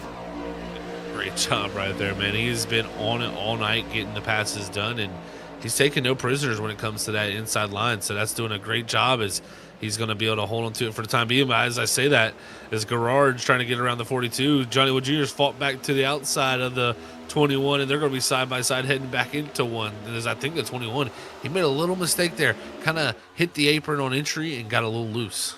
I think also a mistake might have been putting down 2 of the fastest laps of anyone in this race back to back. You talked on the fact of it's not really the tire wear of fact of on the time, it's the heat. You don't want to build too much heat in these tires, and the 21 is using every little bit of rubber and heat that's in this 21, and we're coming up to 20 laps to go. You can take it from here, but you also can throw away a race at this moment as Wool takes the top spot once again and is fully clear of Johnny Wood Jr. Pulling at it since the drop of the green flag, and they look to be so far the class of the field here tonight for the time being. But Ayers behind him, McCaffrey, and the likes of Garrard and Humphrey all trying to find their way back into the mix with our top 2. But it's Mark Whitley who's charging up here too, the 77. He's made his way back to 9th here after that early damage and contact that he got on the back straightaway in this race. don't count the 77 out. We've seen before him freaking fast. He is one to get it done. And there's a couple of drivers at the note that I want to say from 7th on back. You got Michael Wolf. We really haven't talked about it in the 5 machine. He's trying to find a way to get around the 1. This is a great job for himself, up 22 positions from where he qualified. And Michael Wolf yet to talk about this race, but Zach, part of a cluster of drivers that are really making their first approach into the top 10. Mark Whitley's another one of those drivers that's making his approach. Kip Easley is trying to get inside of the top 10. He's been just outside of the marker, but Scott Simley, after being involved with Rex, dealing with the penalty on lap 1, the 33 is just outside of our top 10. Our pole sitter is making the march forward with Whitley. He's definitely climbing his way through, and he was so quick at Charlotte. I wouldn't be surprised to see at 33 a factor if he could get up there towards the front. But now he's going to look to the outside. Whitley going to cover off and close the door on him there. That was a little bit close. Simply back to the inside here in the 1 and 2 as these drivers are dicing it up, and Whitley there. Ooh, he's taking a big risk there trying to turn down in front of the 33. Do you want to block or do you want to work with? Because you can throw your race away. 2 seconds away from the leaders is this battle. And side by side is the 77 to 33. Work together, guys, if you want to find your way into the top 5, because racing like this, you might not even make it to the end of this race, as we've got 18, about to be 17 laps to go here from the Irish Hills. For the Irish Hills, 180 from Michigan. And Zach, our top 14, all within 2.5 seconds of our leader, and a couple of drivers that were involved with some of our last couple of cautions, they're still in the top 15. I'm looking at 14th position to Johnny Barker. He's still in a fight, but Steve Ritter, who was 2 laps down after getting disconnected, he's in the top 15 right now, battling with Jim Ott. These guys are all going at it, man. It's been all night long, really, that the battles really from 10th on back have been really the most interesting and the most hard fought, in my opinion. Like, just getting these people who are trying to go forward, but they just get stuck racing side by side with each other. Even farther back behind this, they're 3 wide, I think. Oh, trouble! That 3-1 battle will have a caution. Big damage for the 71 of Brett Hahn, as well as the 7 going to be going for a ride of Pro Guard. And from battling side by side to completely out of this race, Jeff Pogo also looks to be having heavy damage in the 97. Oh my goodness.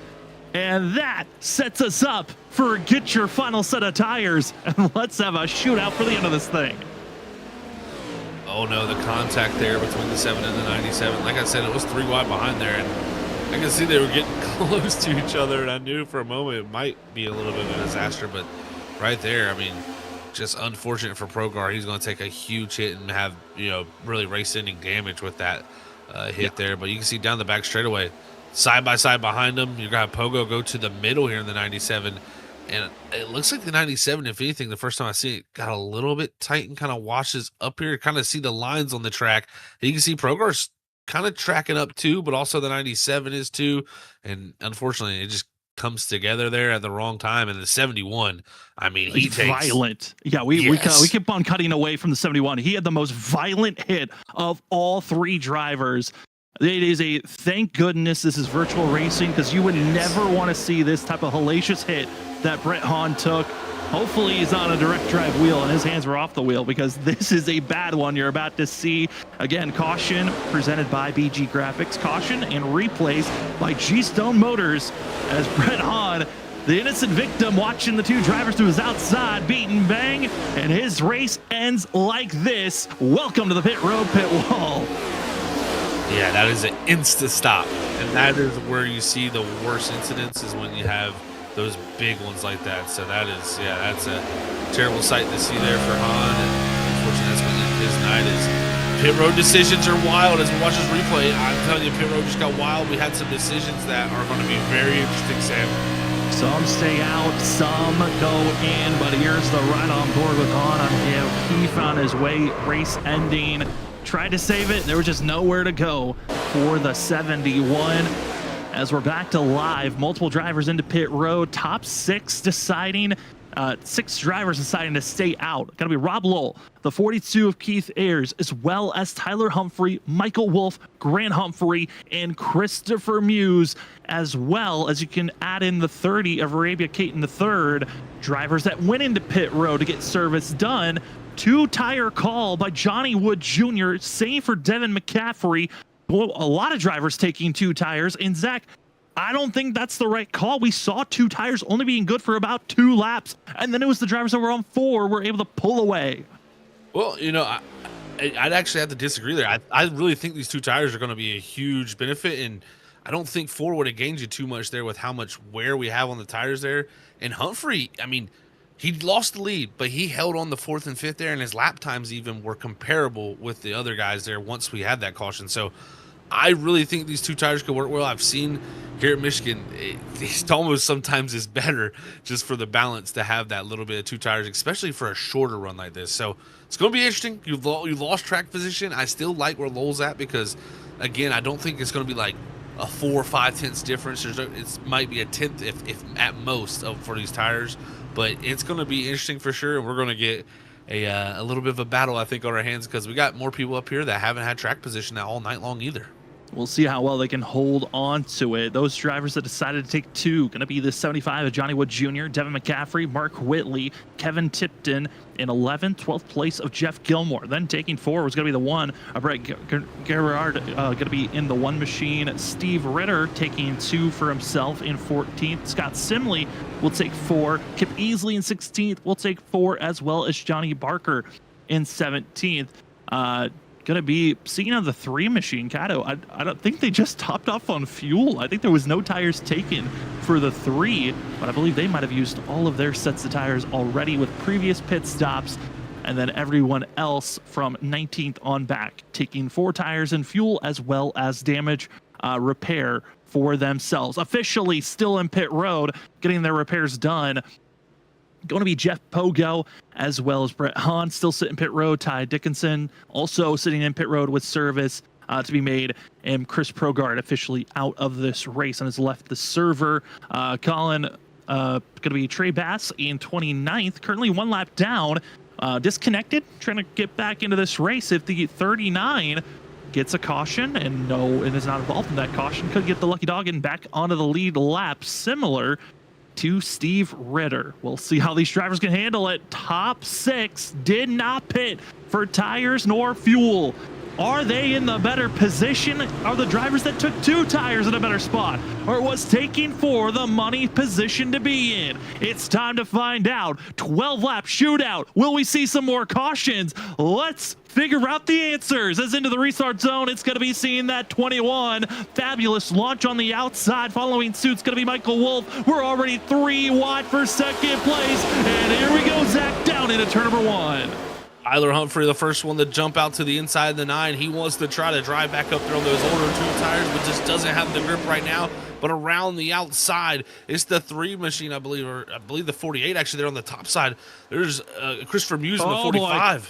They're slamming back and forth. That's Jeff Gilmore, who's going to be stuck in the middle there, being ping-ponged around. Luckily, drivers are able to advance and get around the 57, but they're still 3 wide, almost 4 wide, stacked, battling for this 5th place position. It's Humphrey on the inside. Also going to be seeing the 42, the 3, and Johnny Wood Jr. as well is going to be seeing McCaffrey working on that 3rd groove. They're pushing Muse forward, and they'll get clear working the outside.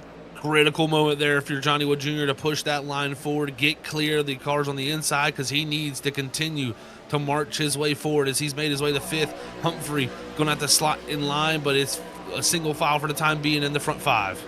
I haven't really talked about Christopher Muse as he is running a wrong paint scheme and number here tonight. Officially 45 on our ticker, 3 on track, and Johnny Wood Jr. is slicing and dicing. Talked about will he bring the aggression? Well, he certainly is serving it now, going to the inside, to the outside, knowing he needs to make these moves similar to what we saw Rob Lowell do to get to that top spot earlier in this race. Just don't be afraid. Take the opportunities when they're ahead of you, and don't be passive. Otherwise, you might be swamped by someone else being more aggressive.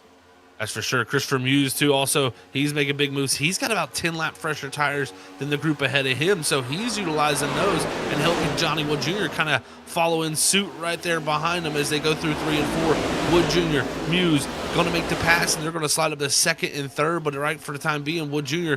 going to lose the draft, and this is tough for him because now he's fighting the side draft as hard as he can to keep alongside that 5.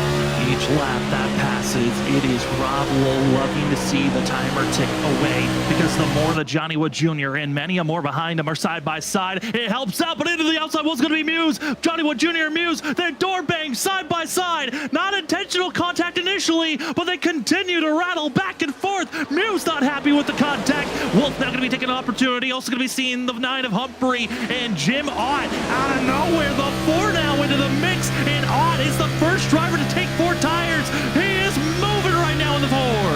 That is the 4, utilizing those 4 tires. That is great to see for him. He's in the middle, though. That's going to be the problem for him as they go down the 1 and 2. You also got Mark Whitley firing there on the 2 tires. He's trying to find his way through, but all these drivers know it is go time. There's within 10 to go, and they're beating and banging here off of 2 already.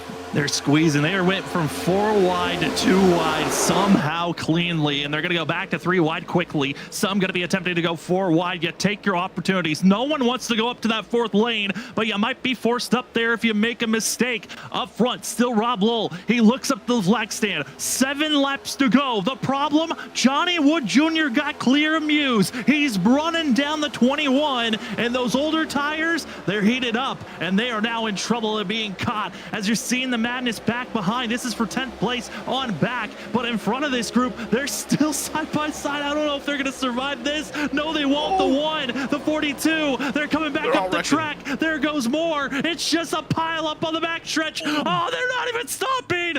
Oh no, the middle of the pack is chaos. Wow, the 42 just got completely T-boned, and that was gigantic there from those drivers. Is like you said, nobody getting slowed down there, and that, I mean, just destroyed some race cars. As you can see what happened here. It looks like Garrard in the 1 and the 3rd, or the 42 first getting into it. This is what sends him back across track. But we also had McCaffrey wrecking up front. It was, yeah, that's just heavy hits all around. All around drivers. That was the 3 that comes piling in. That runs in the 42. And just one of those moments of, do you think you're going to slow down? But they just don't. They come flying through. We're right on board of the 3 Gatos. Gonna see smoke. There is smoke ahead. Are we going to slow down? Keep your foot in it and hope that there's an opening, and there was none. Wow.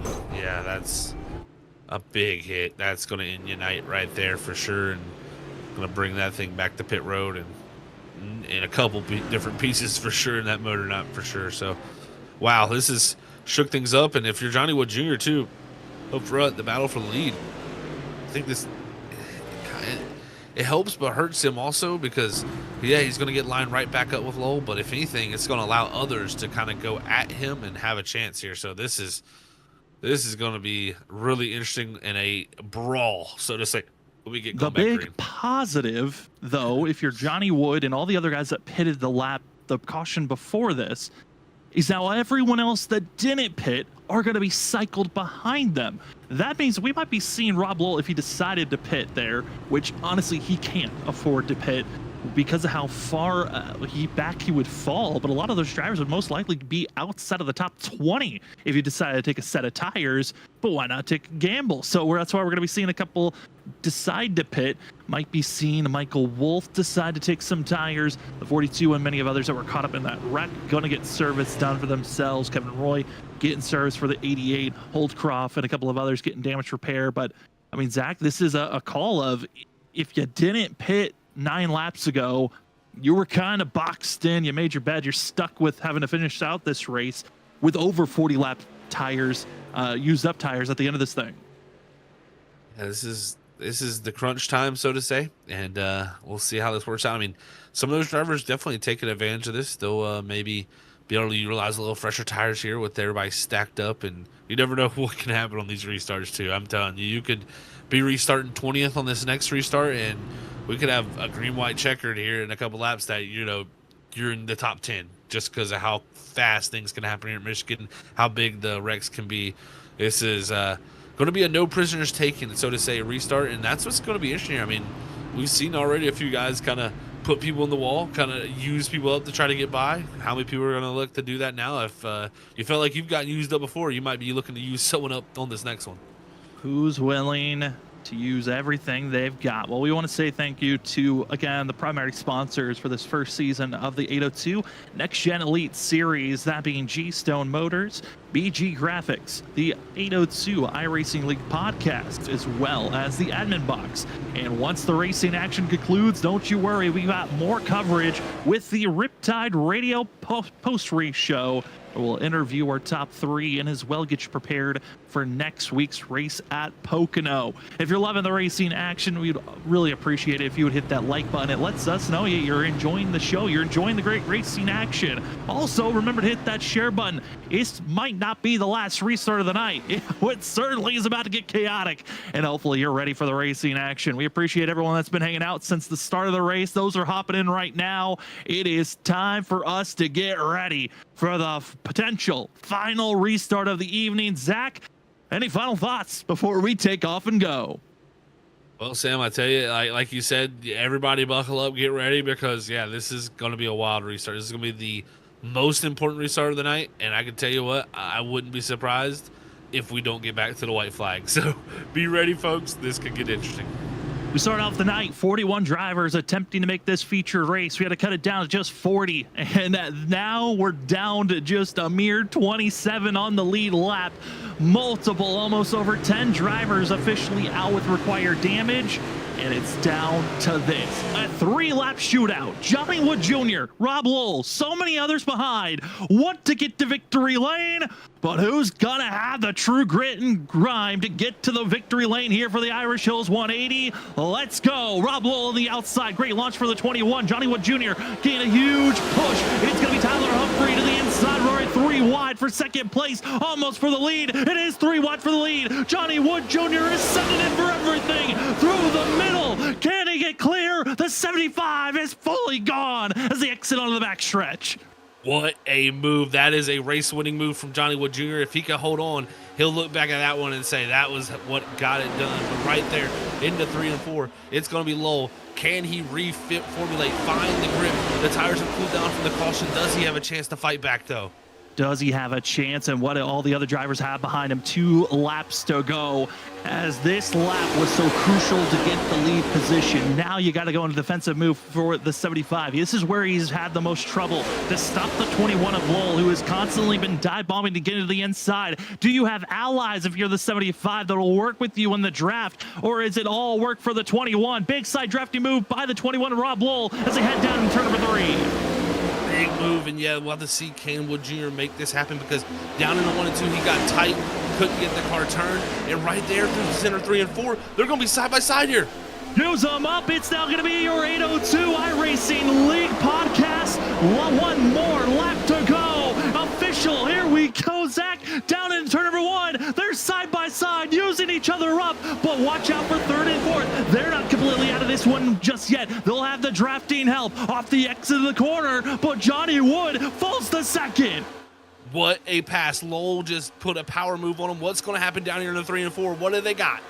25 lap older tires for Rob Lowell. He had to defend all the racing action behind him. He looked for chances to get up front. He dominated all race, and first race of the season, Rob Lowell wins the Irish Hill 180 here in Michigan.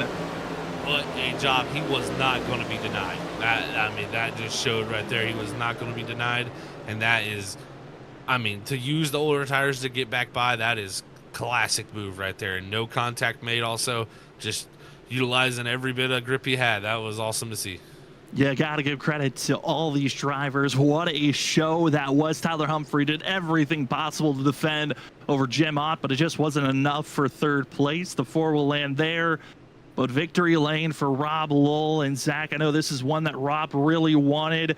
You know, you look back to that Charlotte race, Rob was very quick then, grabbed the pole. Didn't grab the pole here tonight, got 3rd, but man, was he the fastest driver. Whenever he had an opportunity to take the lead, he went for it.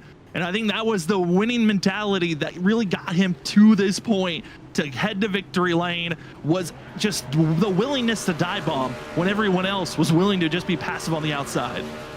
It's a move that really works here. I got to give him credit for, it's a risky move too, because when you send it down there, you're kind of hoping it sticks, and there's times where these cars, you drive it off in there, and it just doesn't have the grip you thought it was going to have, and you just lose the nose very quickly.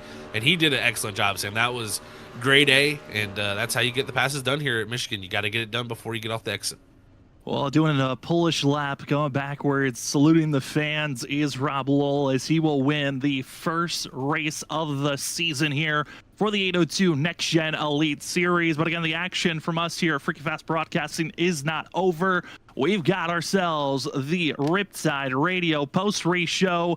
Right after this, we'll talk to our top three, Rob Lowell, Johnny Wood Jr., and Jim Ott. Just after this, we'll see you in a few moments.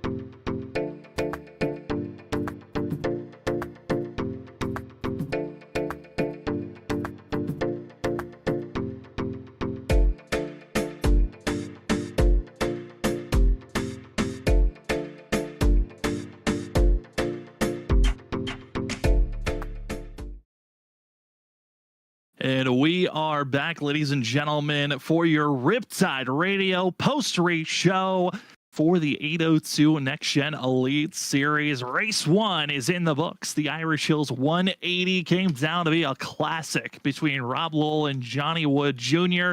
At the end of the day, the victor goes to Rob Lowell in the 21 G-Stones machine. We go down to victory lane to go talk to Rob and figure out how he's feeling after this one. We saw all the chances of getting into victory lane during the preseason, but when it really matters, the points are on the line. That's when the 21 showed up. Rob, congratulations on the win here tonight, man. How are you feeling winning the official start of the 802 Next Gen Elite Series? Man, I never dreamed it. Without a doubt, this is my biggest win on the platform. Especially just the caliber of guys in this league, in this series. We got guys from Sim 500 here. We got guys from ACRS. Man, it's something special. I didn't get a chance to really relax the whole race, and I don't know what to say, honestly, guys. Yeah, I can imagine, man. That is a special win there, Rob. Congrats on that, man. I mean, take us through the final restart there. I mean, Wood Jr. on the two tires has an amazing restart against the lead, but you were not going to be denied. Yeah, I felt like I was the best car all night. I'm not trying to be arrogant or braggadocious, but I found something here back first playoff race in our Sunday Night League back in March. A line that works for me that not a lot of guys run, and I can really attack the corner, and it should destroy their tires, and it doesn't. That one long run we got where we pitted there, I know we had 35 laps in the tires. My right front was still 86. My right rear was 87. So I was looking forward to tonight. Yeah, I'm just speechless. I really am. I don't know what to say. Oh no, I mean, Rob, I would say that's not arrogant to say that you were the fastest and most dominant driver of the night. We were harping on it all night long. It just seemed like that aggression was something that drivers were just not able to defend at all. Expecting the outside to be the faster place, it just wasn't the case. But we move from here at Michigan to Pocono next week. Still a draft-heavy course that we're going to be heading towards. How are you going to try to carry this momentum into next week? I hate that place. I loathe it. It's probably my worst track. I'm decent in one. I can't get through the tunnel turn, and turn three. I can't figure out either. So, um, if I can come out there for top 15, I'll be happy.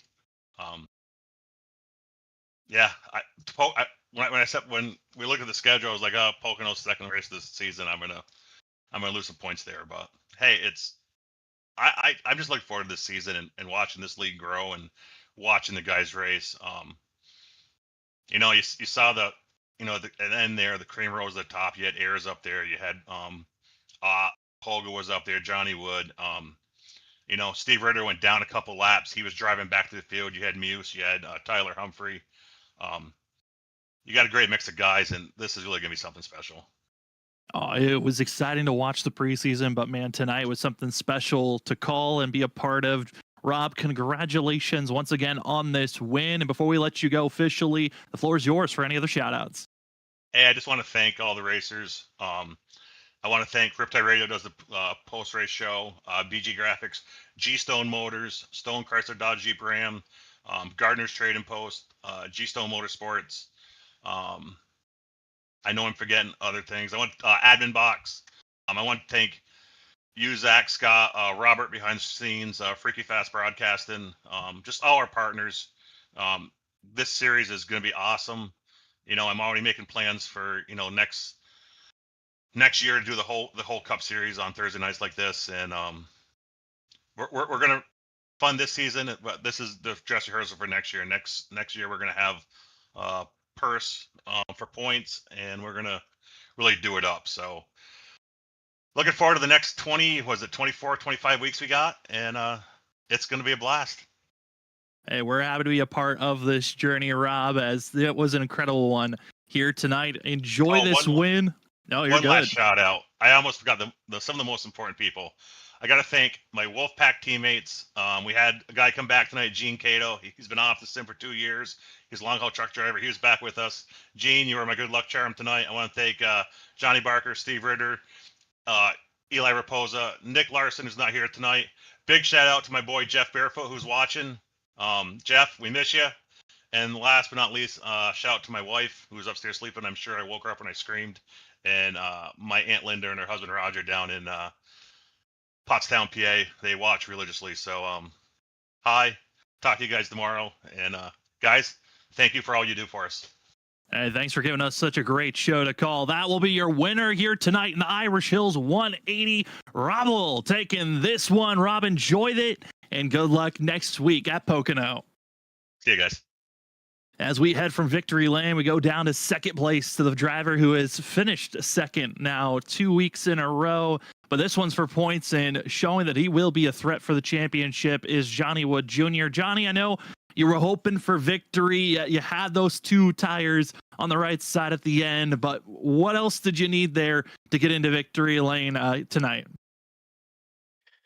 Yeah, I guess at some point the 2 tires just kind of fall flat, and Rob was just really good at side drafting. Me and him was talking before he in the little waiting booth or whatever, and I was telling him that I was on a single monitor, and when he would side draft me going down the straightaway, when he would get ready to peel off, I was trying to time it to peel off with him so he couldn't get like a slide job on me. But by the time he peels off and I'm clicking my little inside button to look inside, he's pretty much gone to the apron and he gets the run. So it's not much you can do once they kind of like slide in front of you, and then you get that draft. There's maybe like a half a car, a little bubble that it just won't suck up to him no more. It just kind of stalls. And he was just good at mirror driving and side drafting, so did pretty good. Definitely a great battle, Johnny, man. You put on a show for us there, that great restart at the end. I mean, take us through the decision. You came down and put 2 tires on it. It seemed like you said, it fired off pretty well, but like you said, maybe unfortunately ran out a little bit there. Yeah, that's the reason why I took 2 is I knew Rob was going to be good at side drafting and aero blocking, so I was hoping to fake him down pit road and he wouldn't follow me, and sure enough he stayed out, and I guess it didn't matter. Well, we know, Johnny, you are going to be fast at almost every track we go to. Next one on the docket's going to be Pocono, and then we also have the '08 Atlanta and Texas. What's the confidence level knowing with the upcoming tracks that are ahead of us? Yeah, I'm a fan of Pocono. Pocono's fun. Texas, the older Texas, it's tough, but we can probably make something happen. Um, let's see. Trying to figure out where the roster is, or the oh, there it is. Oh yeah, I gotta pull it up. Yep. Pocono, Texas, Chicagoland. Oh man, a bunch of big tracks. North Wilkesboro, Indy would be fun. Yeah. We certainly we have a lot of big ones ahead of us before we get Yeah, to they need those later short toss in tracks. a little Finn. short track somewhere. Well, certainly should be a good one, Johnny, for all these drivers ahead of us. But what are you expecting for yourself with Pocono being the next race on the docket? Qualify. That's one of them tracks where you try to qualify up front, stay up front. You will have to do some aero blocking. I like Pocono because you're shifting, and that's why I like this car. So you can kind of time the shifts just right to relieve some of the brake pressure from your brakes, in theory. That way you don't heat up your brakes, which heat up your tires, which wear your tires, So that's why I like those shifting tracks. Well, we can't wait to see how you perform next week and any of the shifting tracks in front of us. And before we let you go, the floor is now yours for any other shout outs. Oh yeah, I want to shout out my dad, my brother, Biscuit, and Richard for making these paints, man. These paints are looking good. Hopefully I can get him to make me a new one here soon. Well, we cannot wait to see what new paints you have in front of you. But Johnny, congratulations on a top 3 finish here tonight and taking second. And good luck next week at Pocono. Oh yeah, thank you guys. As we move on from second place, we go down to third for the driver that took 4 tires and was honestly on my notes of the driver to watch out for there late, and he moved up to third place with a giant run in those last few laps. We got Jim Ott with us. Jim, it's Sam and Zach up in the booth. We didn't get to see you out on track during the preseason, but man, what a good surge there for the first official race of the Next Gen Elite Series. How are you feeling coming away third here tonight? Yeah, for sure, man. Definitely worked my way up to the front. I wanted to get a feel for this race from the very start, but just driving with a lot of new drivers, new names, and once I started getting comfortable and seeing what kind of competition we had, I wanted to start making my move. And I'll tell you what, man, I probably shouldn't have done that because I was just telling Rob, the competition is it's tight. It was a lot of good competition, good driving, and man, what a blast tonight! And to come out third, I'm not sure how. Hopefully a great night for you, Jim, there to come through at the end there and get third, man. You make the decision to come down there late and get the 4 tires. It seemed to really do really well for you. So how was that decision making there instead of taking a 2 like some of the others? Yeah, I was looking at the leaders, and I actually was thinking about staying out, and I saw the 3 or 4 come in, so I figured, let's get the maximize the advantage with tires. So, I felt that most guys were going to get 4. I didn't see a whole lot of 2, especially if you're going to pit and guys are staying out, it makes sense to get 4. And I knew, just how the car was handling with 4, and that's what I needed to get around these guys. And honestly, I needed about 1 or 2 more laps, and I felt I could have gave those 2 a run for their money. But hey, again, tickled to death to have third, and great run, great points, and great start to the season. Jim, this is like a first time seeing a lot of these drivers out on track for us at our return covering the 802 series. What is your expectations for this season? Is it going for the championship or just going for wins? What are you hoping for your goals? Oh, I want honestly the championship, man. I've been with these guys for a few seasons now. I've raced with them for a while. Just had a third place finish here last season. So, yeah, I expect I'd love to get some wins, but championship is the one I'd love to really cross off. I think it'd mean a lot too. Seeing these guys in here and the competition that we have, um, be awesome to see succeed and do something like that. Well, we can't wait to see how you perform this season, Jim. And before we let you go, the floor is now yours for any other shout outs. Yeah, guys, appreciate it. I appreciate everything that Rob's done for this league. These guys have put on a lot of effort to make this happen. And I mean, look at the turnout tonight, man. Appreciate what you guys do. I'm looking forward to watching your broadcast. I've heard a lot of good things. So thank you both for up there and what you do. And can't wait to come back next week. We can't wait to see how you perform next week. That's going to be Jim Ott in the 4 Machine. Come away third here tonight in the Irish Hills 180. Jim, enjoy that one and good luck next week at Pocono. All right, thank you guys.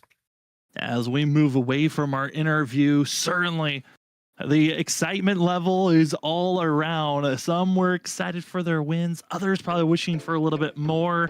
Well, let's take a look at our unofficial results for tonight's race. All 90 laps completed, and it was Rob Lowell taking the victory here tonight for the 21. Johnny Wood Jr. will take second, with Jim Ott taking third. Tyler Humphrey, his gamble to stay out on track works out for a top 5 finish in fourth. Mark Whitley avoiding a couple of wrecks here and there. The 77 will take fifth at the end of the day. Scott Simley caught with himself and his teammates speeding, taking off too soon at this very beginning of this race. Had to go all the way to the end of the line and caught up in a wreck as well. And he'll take 6th place. A great recovery run for the 33. The 48 of Grant Humphrey will take 7th. Kip Easley was ping ponging at times, but survives for 8th. Talking about recovery runs, this guy had a major damage in the 90 machine of Stephen Holmes. He'll take 9th at the end of the day. And Christopher Muse will finish out our top 10. But Zach, there were a lot of drivers that we sadly weren't able to talk about, but had good days as well. That's for sure. Yeah, definitely got to give a shout right there to Matt Taylor. Didn't get to talk about him much there, right there in the 11th position. So that was a great job. Even Eli Repose there in 13th had some moments tonight where he was one of the farthest movers up through the field. But as we look through the rest of the order, it's definitely, as you go farther down, guys that were up near the front. I look at like a Brandon Garan there. It was really towards the front of the field. Same with Devin McCaffrey, Kevin Tipton, but just unfortunate incidents there at the end with the pit stops and stuff just did not work out for him. And even Johnny Barker, our winner from Dover in preseason, he's going to finish 17th after his spin. So tough night for a few of these drivers, big hits from a lot of them, but still on the lead lap for majority of them. As now we go to the next list and you get to see some of the drivers whose night ended early and had some of the biggest hits we've seen in a long time from a few of these drivers. Sam, I mean, there was torn up race cars all over the place as we go to, I believe, our last page of the results here to see where the final bit of these drivers finished out tonight's race. Yeah, a lot of guys were hoping for better days. I think the biggest shock was Mike Kelly, who had an average finish of 1.2 over our 3-race preseason. He will finish outside of the top 30 here tonight. A shocker for a few others, but certainly an evening of excitement. 40 drivers made it to the featured race. 41 attempted to qualify. So we did have to say goodbye to one, being Dustin Coggins, who was not able to put a time down and missed out on an opportunity to race here tonight. But we heard from some of those interviews, there are still drivers that did not even show up tonight. There is a list of over 50 drivers that have signed up that want to race at some point here tonight. So, I mean, at some point throughout this season, proving we had 41 attempt to register for this race. We could have more next week at Pocono. Pocono is going to be a tough one. The Tricky Triangle, our next destination for the 802 Next Gen Elite Series. Zach, certainly the Tricky Triangle, we're expecting that to be a tough one, but if you thought we had some big wrecks here tonight, there's a chance of a lot more at Pocono next week. That's for sure. We talk about drafting and making moves. Well, Pocono, be prepared for more of that drafting and trying to get past each other for track position. It's going to be a race where, again, the tires don't fall off as much too either. So I think a lot of what you learned here tonight can be used at Pocono. So it is going to be, I think, a thing that maybe we see some of the drivers who were, so to say, dominant and very quick here, kind of continue that trend over to Pocono. And maybe we see a few show up that Pocono is their specialty. Can't wait to see. It's going to be an exciting one. But for everyone that joined with us here this evening, thank you for watching live. Those that were watching after the fact, we always enjoy those that are showing up. Remember to hit that like button and subscribe and hit the bell notification button to be notified when we are live or if we have any other videos that pop up throughout the foreseeable future. We appreciate those that are hanging out with us. But for myself, Sam Dyer, for Zach Hall and Robert Moyer Jr. and everyone else here from Freaky Fast Broadcasting, thank you so much for hanging out with us. We also want to say thank you to the primary sponsors of the 802 Next Gen Elite Series, that being the G-Stone Motors, BG Graphics, 802 iRacing League Podcast, as well as the Admin Box, and finally your post-race show sponsor of Riptide Radio. Thank you to all those sponsors that come around and help out. For us, though, at Freaky Fast Broadcasting, we got more racing action throughout next week. We will be back next week for next Thursday for Pocono, but we also will have Monday night racing for the Lone Star NASCAR iRacing Series. They're coming to the end of their season. Who will be the championship favorite? Currently, there's one that's Drew Blaze, who looks to be the odds-on favorite, but who could steal maybe a little bit of a glimpse of that championship? You'll have to see Monday night. But before we officially call it an evening, Zach, any final thoughts before we're out of here? Well, congrats to Rob Lowe being the first winner of the season. That's awesome to see for him. And then also shout out to all the other drivers who put on a show. We can't wait to call the rest of the season, and Pocono is going to be, I think, just as exciting as what we got here tonight in Michigan. So make sure if you're out there tuning in, like Sam said earlier, like, comment, and subscribe, because you're going to want to be here with us for the next ones. We cannot wait to see how this season evolves and goes forward. From the preseason to the actual season, Rob Hull is the driver that starts off with the win from the Irish Hills 180. Congratulations to that 21 team, but now you've got yourself over 40 other drivers that want to take the win next week at Pocono. We cannot wait to see what the Tricky Triangle has for us next Thursday, but if you can't wait until then, we'll see you Monday night. It's the Lone Star NASCAR iRacing Series. Who's getting ready for the final 3 races of a championship run? We'll see you Monday for our next Freaky Fast broadcast.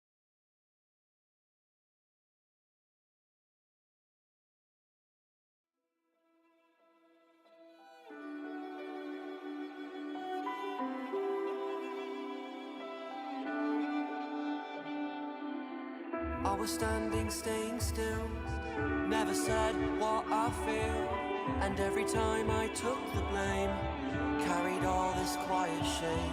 Cause all the pressure in my chest, I've gotta fight to catch my breath. When every step still feels the same, trying not to break. Where do I go from here? Maybe I'll disappear. If I don't try, I'll never know. I'm waiting on you. Where do I go from here? There will be no more tears. Kill the doubt, feed the fire, hear the voice inside.